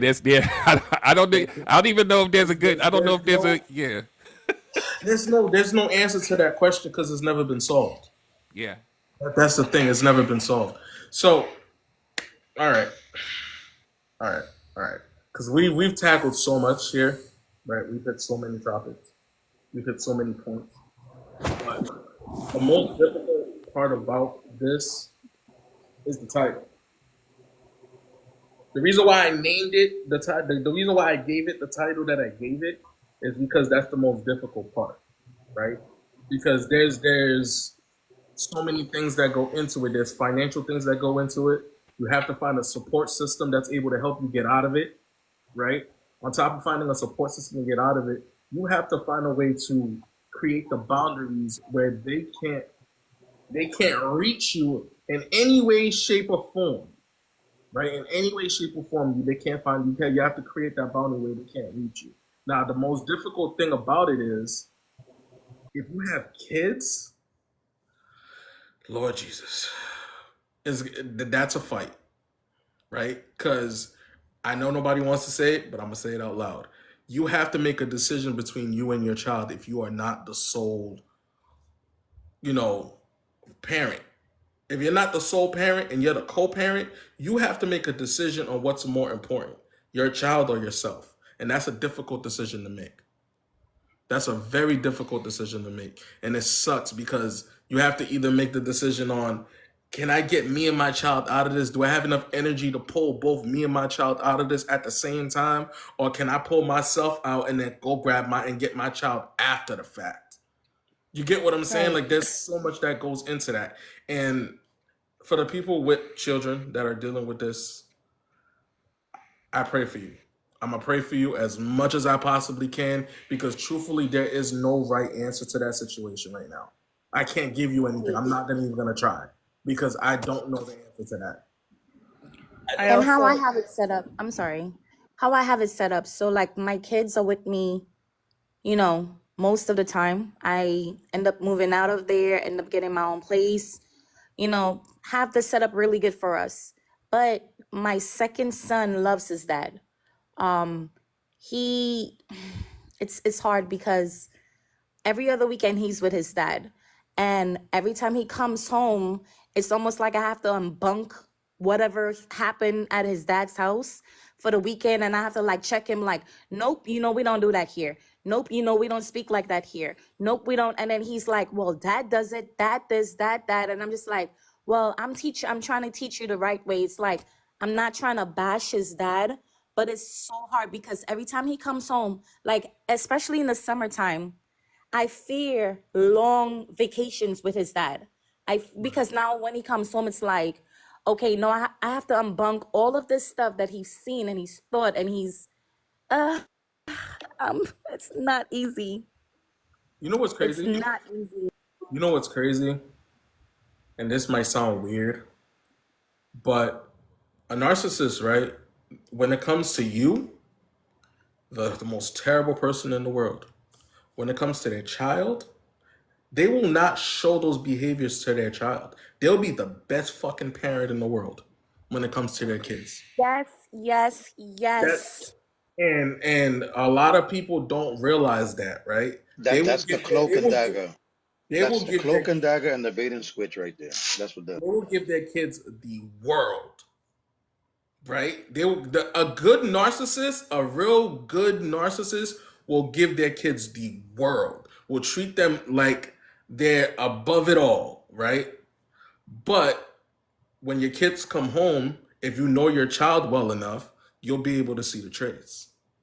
You'll be able to see certain things that you know for a fact that your child will never do if they were in your hands, in your protection, in your household. You'll be able to see it if you know your child well enough. But if you don't know your child well enough, then it's gonna get to the point where they're gonna start learning these behaviors from the narcissistic parent.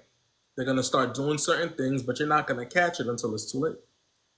the reason why they they are who they are to their children is because it puts them in a positive light, which is what, again, they thrive off of.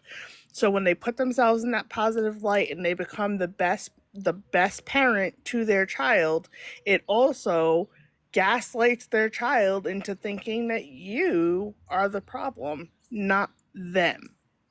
It's a cycle, and it's a hard cycle to break. And the one thing that I will tell people that I have strongly advised people that I've seen with this type of person is, if you have an agreement through the court, the best thing you can do for yourself is get those applications that are a communication application between you and that other person. These applications are recorded. These applications cannot be deleted. These applications cannot delete any form of communication. So, when you are interacting with that person, Good morning, what Blue. you want to do is relinquish control from them, in the fact that you only speak to that person about the wellness of the child, what it comes to with the wellness of the child. So you only discuss that. There's no discussion about what you're doing on a day-to-day basis, what you're thriving in, so on and so forth. When it comes to the communication of just that child, you're not giving them that thriving power that they're looking for. Right.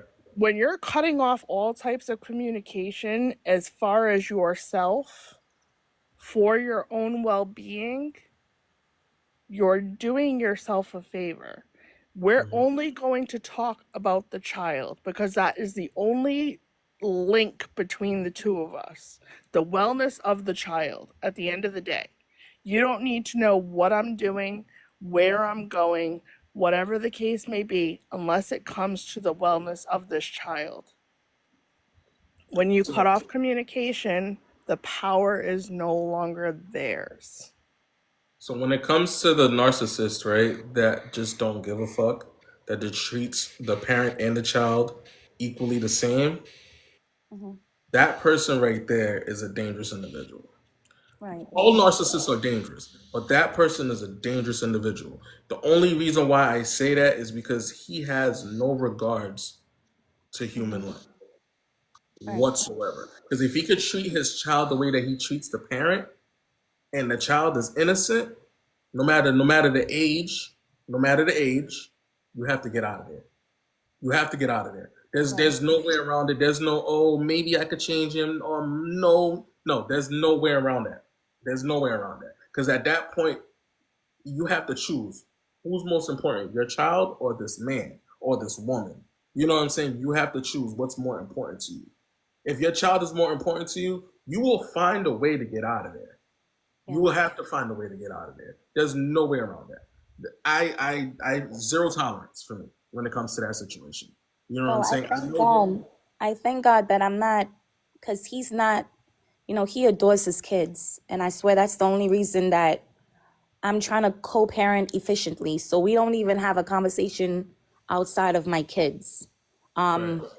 I was just praying that he just got a new supplier where he could just move on. Like, I've prayed and I've prayed and I've prayed. And it's almost like I feel bad because these women call me and oh, he's just like the best thing. And I'm like, yeah, great. I don't even tell them how he is. It's more like, y'all can find out who he is. Like, I just want him to just leave me alone and just be with his kids, And now the girlfriend that he is with now, she's inboxing me and she's just like, oh my God, I'm going through this, I'm going through that. And I'm just like, oh my gosh. Listen, and okay. If you disagree with me, Gumbo or Hermiga, Mika, tell me if you disagree. Do not, by any means, have a conversation about the person that you was with who was a narcissist to the next person that they're with. Do not have that conversation with them, because what's going to happen is you are opening that door to create a bond that you do not want. You do not want that bond at all. Let me know if I'm off a little bit, Hormigo Gumbo. Let me know if I'm off. Well, hold up a second.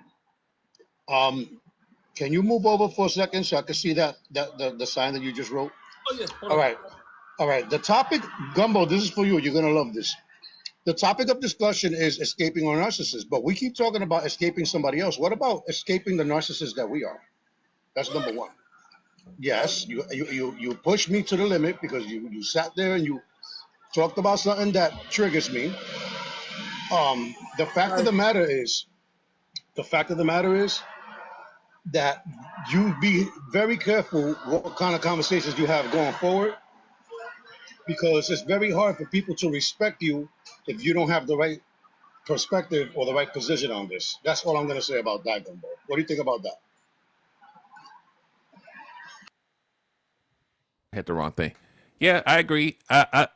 It's this whole conversation is a tough one for a lot of people. I know there's been a lot of people that's probably got triggered in the comments and on the panel and probably reliving some things in real time. So I'm always careful with that too sometimes. But this is sticky. Like think about how many different lanes and highways we done took today on the same topic and how many ways it could splinter off into different things. And we talking about co-parenting and being in a relationship for 30 years. And it's like, but you got to leave, sis. And it's like 30 years of attachment. That's how I can't imagine. I'm not sure. Honestly, I hit heavy topics randomly or if it's requested, mainly because you never know what can happen once you host these lives. The question is, do we reach a place where it's too late? Is there ever a place where it's too late? You've been there for so long, you don't know how to function in any other way. Is there a time where it's too late? Like a transmission that you don't want to remove the metals because it learns how to function that way when you do when you do an oil change. That might be a bad example, but that's the best one that I can come up with right now. That's a tough one. That's a tough one. Go ahead, babe. Yeah. Oh, go ahead. Oh, I was just gonna say, I mean, it's extremely difficult to get out of these situations, but it's not impossible. And that's coming from someone who's personally dealt with it. And I will tell you that having personally dealt with it, there are a lot of things that I've had to undo, and I am still learning to undo. And official will tell you because we literally are in the thick of it, the two of us together. There's times where I catch myself and I'm like, whoa, like full stop. Like, nope, this is where we are now. We are no longer in the past. We no longer identify with being a victim of this or whatever the case may be. This comes to a full stop now. And there are times when he will catch me coming to a complete stop and just getting quiet all of a sudden because I have realized what I'm doing at that point. I've become aware of this is a personality that is not me. This is the past things that I have gone through and I can no longer do and I can't continue doing because this isn't a healthy behavior. It's very hard to undo, but I will tell everyone I'm taking accountability for everything that I am today. It's not an easy thing to go through, but it's possible. It just takes a lot of work. It takes a lot of self-reflection. It takes a lot of awareness and a lot of accountability. Yeah, let me say this real quick on that. So we talk about the financial things. We talk about having bills together and having this attachment to them and the time spent and to the point mind your the mental health part of it.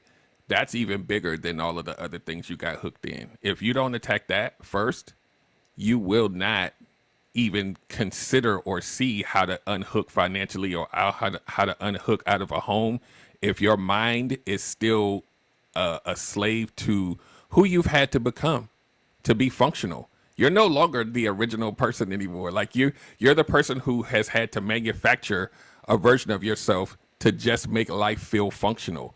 That Right. person is I got you, never going Mika. to be able to figure it out. I got you, Mika. I got So you. yeah, I'm good. That's awesome, Gumbo. Thank you for that. That was I awesome. like that. I like that. I'm so glad you pulled up, sir. I'm so glad you pulled up because the relationship aspect of it. Listen, I couldn't even begin to even go through that. That was there was divine timing. I love it. I'm in for it. Mika, go for it. Don't jump in my shit, Hormiga. Okay, don't come for me when I'm about to say. All right, but I'm coming from a place of experience and a different perspective. You asked the question, can you ever get away? Right? That was a question. Can you change? Can you do it? When you've had enough of something, I believe it's never too late to reinvent yourself, to change the behaviors, to change your outlook, to change who you are when you've had enough. I'm going to use this as an example, totally off topic. 401 pounds. I woke up one day, I said, I no longer want to be overweight. I don't want to be fat anymore. In that moment, I made that conscious I got you, decision Trip. to change. I had to change how I ate. I had to change the way I looked at food. I had to change my exercise regimen. I had to change everything about me to create the reality that I'm in right now. I specialize in behavioral modification. Therefore, I knew the tools that I needed to do. It all started with this, but I had to feel it in here. So I don't think that it's never too late for you to get out of these situations. 35, 45, 50 years being in a relationship with somebody that is whatever, you will seek out whatever you need to make the change. And we have to be the change that we want. And it has to start with you. Start with that balance and accountability, those words that people don't want to say. But yes, I agree with you guys completely. But I just wanted you all to hear my point of view on the question that was asked was, is it too late? It's never too late. Period. We all know that we all change as individuals, every 7 years? Mm-hmm. So who's to say you might be at 57? That might be your seventh year that it's time for you to change who you are, where you're at, and to get out of that situation. When you want it bad enough, you stop making excuses and start making the changes that you need to. Yeah, and I want to point this out real to a testament to this live.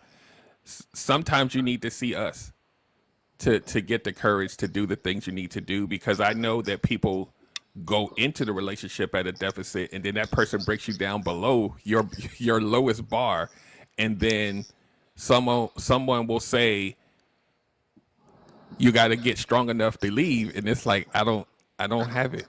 What do I do? And so sometimes we become, as a community, we become the thing that helps you get to the point where you can find that strength. So this is very important what we're doing here, and it needs to continue, not just on this topic. And you've been doing a great job, bro. We got to do this because sometimes this empowers people to see themselves in a way that they haven't. Because I know, but if you take out the financial and all of that, you're going to find someone that doesn't even know who they are. And that person, it's hard to say, get out. Yeah. Right? Like it's hard. Like I know. Oh, I've been there before. I'm not. It's to the extremes that as a man, some of us are in these situations where we're like, damn, like I know I should have left a long time ago. And we deal with certain types of abuse too, and we just sit there and we deal with it, and we come out of it, and we don't even know who the hell we are anymore. If we come out of it, some of us are still in it, and I've been down that road several times, and it was always me picking them for whatever reason, and then the beating felt normal. Yeah. Not the physical beating, but you know what I mean. Like I was so used to them, like I picked them, so maybe this is just who they are, and then it becomes normal for you. So I anybody that's dealing with this, like there's some people in here, like I'm in it right now. Don't give up on yourself. Yeah. Whether you have kids or not, it's gonna be you that determines what happens. So I'm gonna land there. I may not be saying this correctly. I'm No, going you, to you are. back you up with what I have to say. But I feel like when you've had enough, you start to choose you. That's when you start making the changes that you need to. And then everything else falls into play. I completely agree with what everybody has to say up here. I always have to preface anything I say with "Don't come for me, Hormiga," because he always does. But nevertheless, I think we're all in the same mindset of we just want you guys to be healthy, well-rounded, holistic individuals, and you seek out the necessary change that you need to help, the tools, the people, you change your environment, you change the people you're around. Guess what? You're going to change, right? I decided I no longer wanted to be with shitty ass dudes. What did I do? I changed the type of person that I went for. You know what I mean? So you have to really be conscious of that. And if you're not, then I say make sure you get a therapist. Make sure you have somebody you can talk to. Get a life coach. Shit, use all of us because we should all be part of your healthcare thing for you to be a holistic and whole individual. Like, not one person can just help. You need different perspectives, Yeah, you know? absolutely. and and Absolutely. and not putting all your eggs in one basket and saying, "Oh, this person is going to deliver me." No, the only person that can deliver you is you. Yeah. Listen, if you got, and I do have, before I let Triple go, Mika, can you hear me real quick? I want to give, I haven't spoken about it, so I want to give access to my Discord to everybody that's already here. We got 61 people here. So if you guys want access to the mental health Discord that I created, just download the purple remote control, right, onto your phone, iPad, laptop, and hit the second link in my link tree that's in my bio. So that way you guys actually have access to all this information. I didn't forget Triplet. I got it. I'm gonna let her go next. We're gonna go a little bit over time. But make sure you guys hit the link once you download the app, and it will give you access to the link tree, to access to the Discord through the link tree. So that way you guys have the resources that I've used for this live and other and previous lives before that. I always drop the resources and books that's needed. You know what I'm saying? So you guys can do your own research and do your and look into it, put your own notes into the stuff that I found. I don't gatekeep the information. We have it here so that way we collectively can be the better version of ourselves. Triplet, go for it. I just wanted to say, I think that like one of the biggest issues with the leaving part is the fear that comes with leaving. Right. Like the fear of having to restart, the fear of losing that person that you love so dearly. Because regardless, I don't know about, I'm just going to speak for myself because I don't speak for other people. But I know in situations where I was in situations, I still love that person. Like I still love these people. I still have that love. Just because you do something bad doesn't take the love away. So it's like the fear of losing that love. It's like you love somebody so much with your whole heart, and it's like, if I leave, I'm not going to have that love, and as much as they're doing bad, it's still going to hurt. The fear of completely restarting your whole entire life and having to rebuild, the fear of being on your own, the fear of literally doing it on your own, I think is a really, really big reason why people don't do it. And they constantly say, well, you know, I don't have anything. What do I have without this person? Like, you have something. You have you. You're strong enough to do it. And I hate, because I was like that for so long. Like, what do I do if I lose this person? Where am I going to go? I have nothing. I'm fully dependent on this person. I restarted my life so many times. And the more I did it, the easier it got. Like, it's just something you got to kind of like beat in your brain. Like, yeah, it's going to be hard. It's going to be tough for a minute, but life's hard. Life's hard. So would you rather, sit there and be stuck in a situation where you're getting completely just dogged out daily and you just feel like complete shit about yourself every single day? Or do you want to be, sit here and rebuild, figure your things out, and then you get better and then you have that life that you want? That person may say they love you and you might love that person with your whole heart, but my God, it's not worth it. It is not worth it. That fear of having to restart, that fear of losing that person, it gets so big in your head that it blocks out like the beautiful thing that you can have if you leave that person and restart. It's going to take time and the shit's hard, but my God, why not have a better life than sitting here dealing with the stuff that you're dealing with? It's not worth it. Nobody was put on this earth to be dogged out daily. Nobody was. Nobody deserves to be treated like trash. I'm sorry. I don't care what anybody says. I don't care what you did in your life, what you got going on in your past. Everybody changes, right? Everybody can get better. And people are worth working for. And that's why I think like I have, like, you know, King, I feel the pain that people feel. So it hurts when I don't help people. But like I see people and I just want to grab them and shake them and be like, my God, don't you know, like you're worth so much more. Your life can be so much better, and it's going to be hard for a second, but wake up. It's going to be so much better. Maybe in a month, maybe 2 months, maybe a year, maybe 2 years, but it's going to get better. I love it. Peace of mind. I'm sorry, just the peace of mind that comes with not stressing, and that anxiety that you have, just the peace of mind alone. I don't care. You don't have to be with anybody else. Like you could, if you want to, you can, but if you don't want to, just be by yourself and just like love you, enjoy you, learn you. It's just so peaceful. I love it here. It's so peaceful. Listen, learning you is the most important thing. That's the way to get out of this situation and to avoid the situation altogether. It's to learn you. You need to learn you. That's the most important thing. This is the most important thing that you can do in this situation is to learn you. Is to learn who you are as a person. Learn the person that you're supposed to be, right? And transition into that person that you've learned about. So that way you can create the boundaries. So that way you can create the assessments that's needed to avoid this type of person. And this is for man and woman. This is not just for the women. This is for the men too. Especially the fact that it's Men's Mental Health month. You know what I'm saying? Especially for the men. Do not hide away from the fact that you're going through something. Do not. Stop trying to hide the fact that you're going through something. You have people that you can talk to.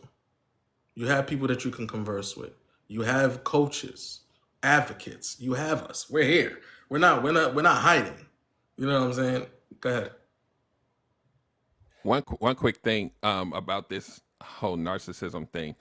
It's something that I noticed, right? And I don't know if there's a statistic or whatever. This is just my observation, and I have the engineer brain. This is what I found from a lot of people who end up with these type of people. They have very similar traits, not the narcissists, but the people who end up there. And what I found in all of the people that I talked to who've dealt with this, like we talked about the empath, they're going to be like the most sensitive, empathic, nurturing, forgiving, giving you a million chances. They want to fix people. And you know what ends up happening is even when you even peel it down another layer, when you look at what these people do for a living, it's scarily like they end up choosing professions that are in service of people, to help people, to get gratification out of help, like nurses and all these other and I'm asking them like, what do you do? I'm a nurse, I'm a this, and I'm like, you help people for a living. You want to fix. You have to fix. And so when a narcissist meets you, it's like they need that because they know they're going to screw up and you're going to forgive them even when it hurts you because you need to make it right. And I'm like, why does every single one of these people have a similar but it's interesting in prevention though, right? And this is what I teach people. When you understand and be self-aware that this is who you are, a lot of people say, well, I have to just stop being that way. No, you just have to stop letting everybody have access to it, which means boundaries. You could still be this person. You just have to have a gate for people to gain access to get all of it. What we tend to do because I'm one of you, we don't have boundaries because helping people, you can't, right? So when they meet you, they're like, oh, this is easy. They want to love me so much. But the problem with that is you're going to dig in deeper than the average human being, which means your boundaries going to have to be stronger than the average human being because of who you are. So you're going to get into a situation where you feel like you can't leave because you went in without any protective measures because you saw something you could fix. So I'm landing my plane there for the 19th time. We're going to land it all the way through. Damn. Honestly, this went a lot better than I expected. Like, I'm not gonna lie to y'all. It went a lot better than I expected because when I did the military thing, it was a complete shit show. And my energy was completely thrown off when we did the military mental health live. But I feel like we can do it this time.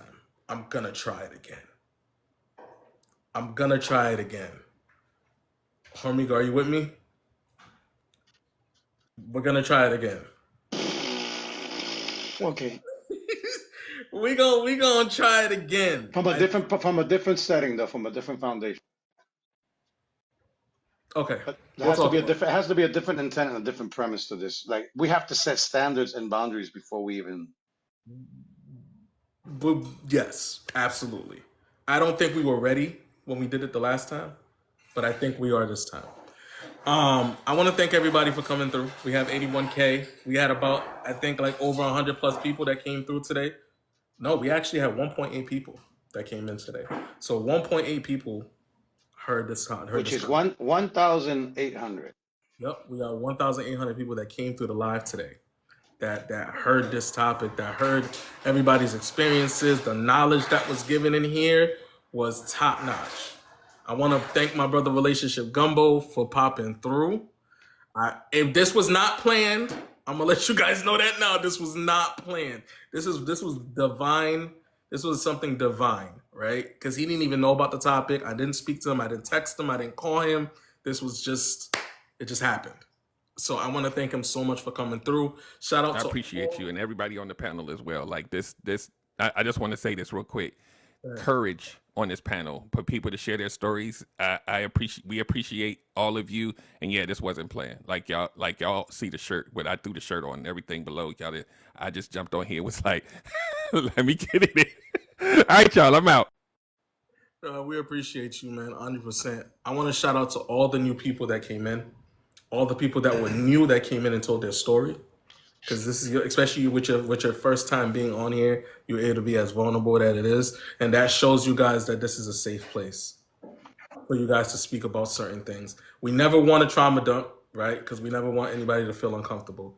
Because obviously, you guys seen I had to mute and block a few people because of their shenanigans, and nobody's safe in here. If I feel anybody's being disrespected or in any form of fashion, they're gone. Friends, family, it don't matter who it is. I make sure everybody's protected in here as much as I can. Shout out to all my mods. Thank you for all my mods. Babe, Triplet, Mama G, Elysium, Hormiga, and then the mods I had in the chat. I appreciate you guys. You guys are truly, truly awesome. I love you guys. We have 66 people still in here. If you guys want to join the Discord, like I said, download that purple app on your phone. Hit the second link in my bio and definitely join the Discord. If you have not grabbed Monumental, go on Amazon, purchase your copy. It's available in paperback, hardcover, and Kindle. If you have Kindle Unlimited, it is free. Okay, we do have a couple pop-up links, shops in the Discord as well, in the link tree as well. If you guys want to purchase some merch and different shirts and designs that I've created, I am also a graphic artist. So if you guys want to definitely grab some clothes, some designs, some new T-shirts, hats, tumblers, anything of that nature, I got plenty of those for you guys to grab. I promise you. You smiling way too much. You smiling way too much. I'm just gonna let you know that you smiling way too much right now. Listen, I enjoyed this live. You smiling way. You did enjoy it because usually we have to go do a reset. I don't feel like I have to go do a reset. I don't have to go do a reset today. Hey, Gumbo and Tamika and all these people and sis, do you realize that sometimes after having a powerful conversation, you might need to take a nap? That you might need to every go time. every time I go live. This is what people do not understand. And if you're still here, keep tapping because I'm about to drop something on y'all real quick. All right. You don't understand what people go through when they give. Usually they soak up a lot and they have to settle down. In order for people to give you the message, they have to be at a certain demeanor. They have to be at a certain class. They have to be at a certain place because you're not going to accept it the same way if it's coming from a person where their vibration, their energy, their tone of voice, their volume is not in the right place. In some sense, so these are things that you have to look out for. It takes a lot of work to come up here, do the research, share, kind of disregard the fluffy stuff that is not relevant to the conversation. Weed all that out, right? Try to control everybody. And at the same time, control yourself because everybody has something that they want to say. Everybody wants to sound profound. Everybody wants to drop nuggets. I get that. But there's a lot of people that want to be heard, but they're not really saying anything. You're in a mental treadmill. So what did we learn real quick? What did we learn? We learned that nobody is immune to narcissistic behavior, whether you are doing it yourself or you are involved or you can see it around you. It's everywhere, right? We learned that the syndrome itself is a very rare thing, and it takes a lot in order to be diagnosed that high. We also learned that everybody has some type of narcissistic traits, and we're all working on becoming a better person. If not, then why would you be here? We also learned that it's a buzzword, and people use it in the wrong way. And it's about control and power, and there's a little bit of ego, and there's a little pride, and there's, at the end of the day, there's also fear. What are we talking about? We're talking about emotions, ladies and gentlemen. If you don't start looking into emotional intelligence, you're not going to make rational decisions. You're not going to make good decisions. If you lead with your emotions, chances are that you're going to make an emotional decision, and guess what you're going to get? An emotional result or an emotional response. If you lead with emotions, that's exactly what you're going to attract. Some type of response that's not going to agree with you, and you're not going to be ready for it. But if you are flexible, if you're open-minded, and you decide to learn, you can't be the victim anymore because you have the information. You're the one that's choosing to stay there. So make a move, escape from the things that you don't control. That prayer that they talk about, give me the strength to deal with the things that I can't control. That's about human beings, ladies and gentlemen. Those are about the other variables in your life. Those are the human beings that are in your life that make your life impossible. So do yourself the favor and, take one for the team, and that team is you. You are a team all by yourself because you have a lot of ammunition and you have a lot of different things that you've been hearing today. Take this information with a grain of salt.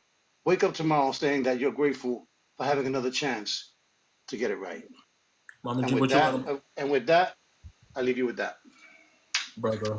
And what I'm telling you, I appreciate Hormiga so much because with all the years that we've been doing this and the amount of co-hosts I've had throughout the years, he's the only one that was able to stick around. Plus Elysium.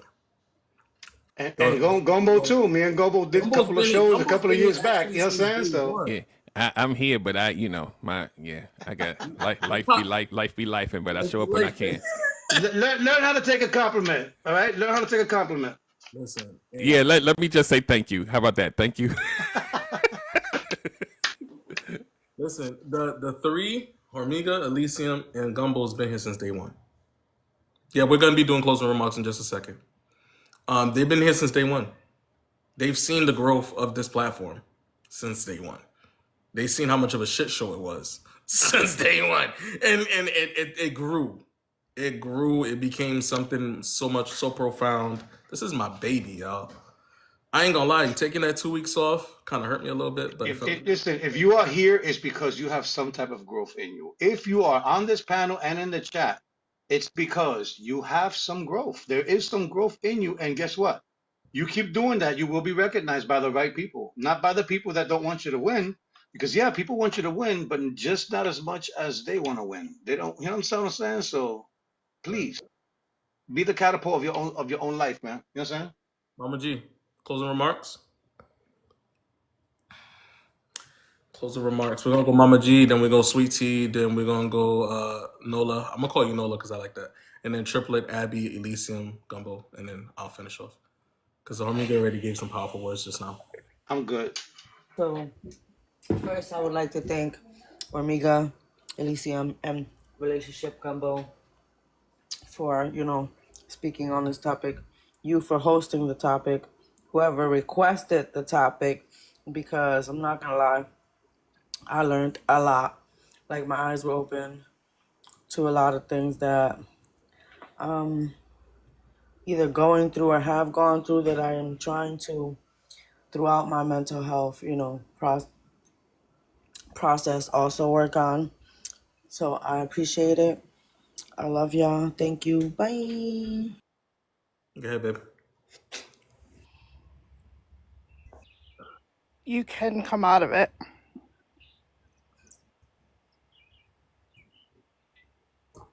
You can. It takes a lot of work.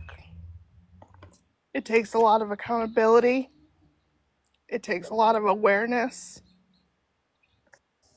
But there's hope.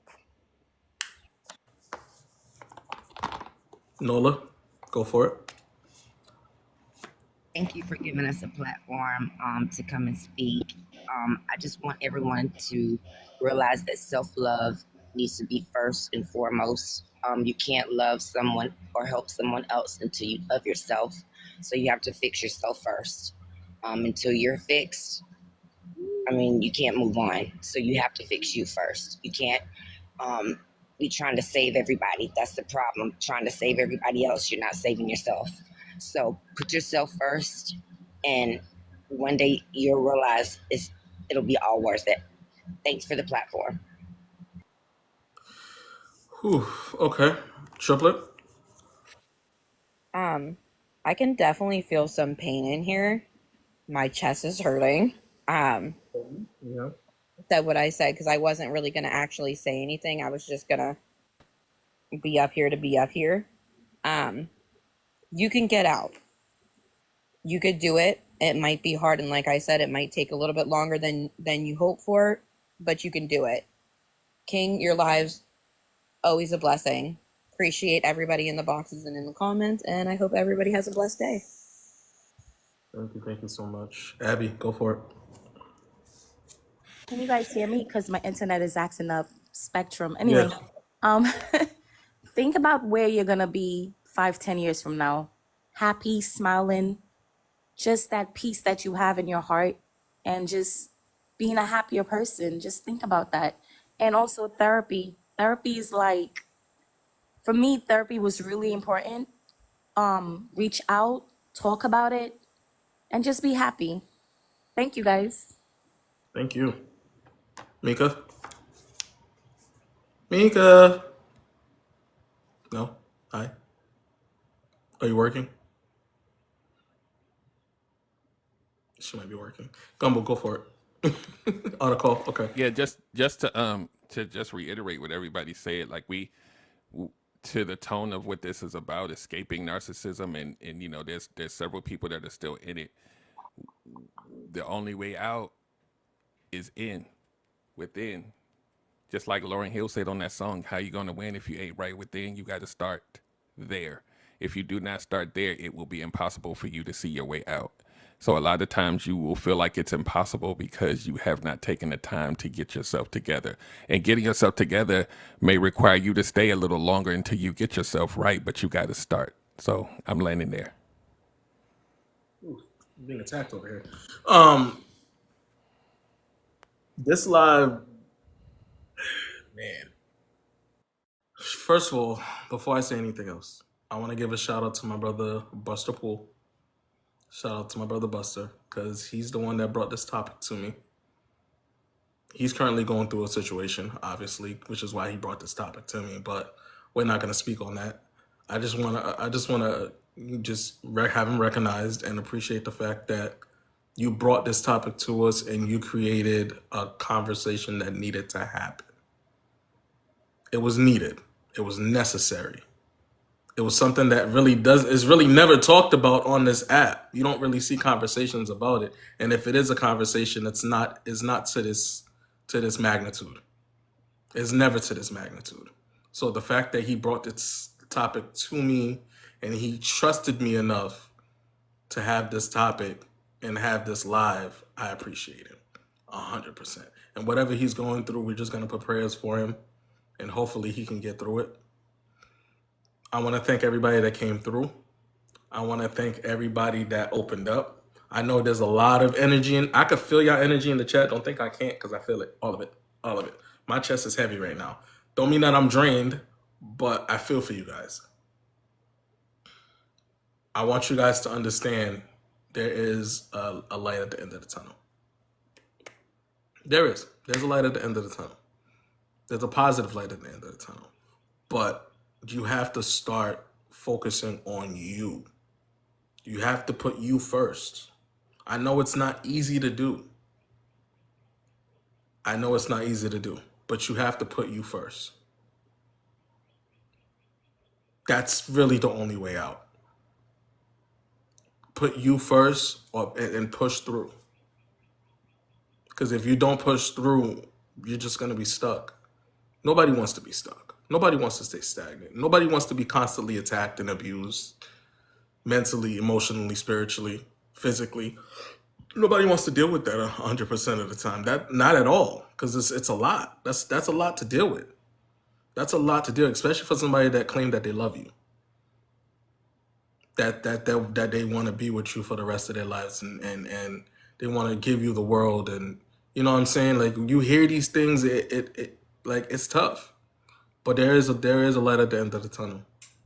And you're able to go through it and see the positive at the end of it. You know what I'm saying? Don't give up. Don't give up. Don't give them that power. Be their kryptonite by being the better version of you. I don't know what next week is going to be. I don't know what topic it is for next week. I'll probably post a video or create a live event for it.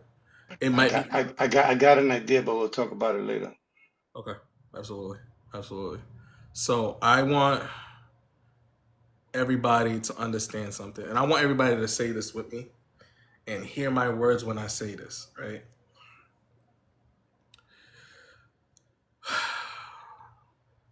Whose world is it? It's my world. Whose life is it? It's my life. What am I going to do with my life? Live it by any means possible. Hear that. Listen to that. Say that to yourself every day if you have to. Say that to yourself every day if you have to. Just so that way you can get that to click right here. It's your life. Live it by any means necessary. Live it by any means necessary. And if it means you have to cut off the people in your life that doesn't provide you positivity or energy, do that. Do what you have to do to make sure that you're good. Period, point blank. I'm not saying to be negative to the world. I'm not saying to leave the world alone. I'm saying to do what you have to do to make yourself be the better version of you. Once you do that, the decision is up to you whether you want to open up to the world or not. And that's just what it is. But I appreciate you guys. I love you guys for the 95K. I know you guys are trying to tap to 100K, but I'll let you do that. I'll let you do that. I'll let you guys do that. I got you. I love you guys. I really do truly love you guys. All for the new people that coming in. Hopefully you guys come back next Saturday. Hopefully you guys enjoyed the environment that's here, because we are trying our best to change the environment on TikTok. One day at a time. One Saturday at a time, we are trying to change the environment. And we're all doing it collectively as coaches. You know what I'm saying? So appreciate the people that are there for you, that are trying to be there for you. Do not push those people away. The people that are genuinely trying to lift you up, let them be there for you. Let them be that anchor. Truthfully. You're welcome. You're welcome, everybody. Honestly, you're welcome. Be that anchor. 9 o'clock Eastern time. 9 o'clock a.m. Eastern time, we'll have another topic. I'm going to speak to Hormiga about the topic once we get off of here. And then we'll figure out the moves and stuff like that, flyers and all that stuff. You know how that goes, the whole trickle effect. So I appreciate you guys. I love you guys. In a world full of negativity, make sure y'all choose love and love on purpose. Keep life simple. Love is the glue, respect is the flavor. You dig, you dig, you dig. Make sure y'all living within your valued energy. I know. Hear that. When I say that, live within your valued energy. Okay? And for the people that are narcissists, I pity the fool who doesn't mind their mental. Brother, real quick. We're so close to 100,000. Can everybody just power tap for the last 10 seconds? Go ahead. Can listen, because there are people, I know that there's people that are desperately tapping. I can see it. I can see the way it's moving. Can we just listen? If you enjoyed the show, there's still 44 people in here. Obviously, you want more, right? If you enjoyed the show, if you enjoyed the topic, if you have been a victim of it, if you have been of the demise of narcissistic tendencies, behavior, whatever the case or whatever have you, if you enjoy Gumbo, if you enjoy Sweet Tea, if you enjoy Mama G, if you enjoy this man, Triplet, Grinolda, myself, let's just get to 100K. Look how easy that was. Look. Let's go. If you guys don't You want to right join the there. family, I know I don't push the subscriptions because I like to organically get them. Just hit the star. Also, Listen, give click yourself the a link. clap, man. Also, click the link, please. There's merchandise. He has a mental health book. Go check out the merch. Go check out the link. You will not be disappointed. Let's go, 100K. 100K, Also, man. 100K. if you're looking for any type of more information as far as articles or books on any of this stuff, in the Discord there is a Mind Your Mental library where you can pick up all of the resources that we speak of here, whether it be articles, books, etc., etc. Those are all available in the library. So if you have not joined the Discord yet, please do. It can go past just 9 to 12 a.m. Eastern Standard Time. It those sources are available 24/7. 24 hours a day, 7 days a week, 365. No excuses. No excuses. So yeah, if you guys want to download the Discord, download the purple app. I will show you guys the app one more time before I get out of here, so people can know. I seen one person join already. I did see the notification. So shout out to the person that just joined the Discord. This app right here, this purple app right here. If you download this app and then hit the second link in my bio, it will automatically invite you to the Discord. Okay. So if you're giving you issues, just message me on the back end and I'll help you figure it out. Okay, I'll help you figure it out. But if you're able to just jump in from the link, cool. If not, I'll send you the link to jump into. Once you download the app, all right, that's not a problem. But I love you guys. I'm gonna go chill and relax. Probably watch some TV, play some video games. I don't know. But I love you guys. In a world full of negativity, make sure y'all choose love and love on purpose. Keep life simple. Love is the glue. Respect is the flavor. You dig, you dig, you dig. Make sure y'all living within your value energy, please. And I pity the fool who doesn't mind their mental, especially you narcissists out here in the world. Mind your mental. Love you guys. Peace.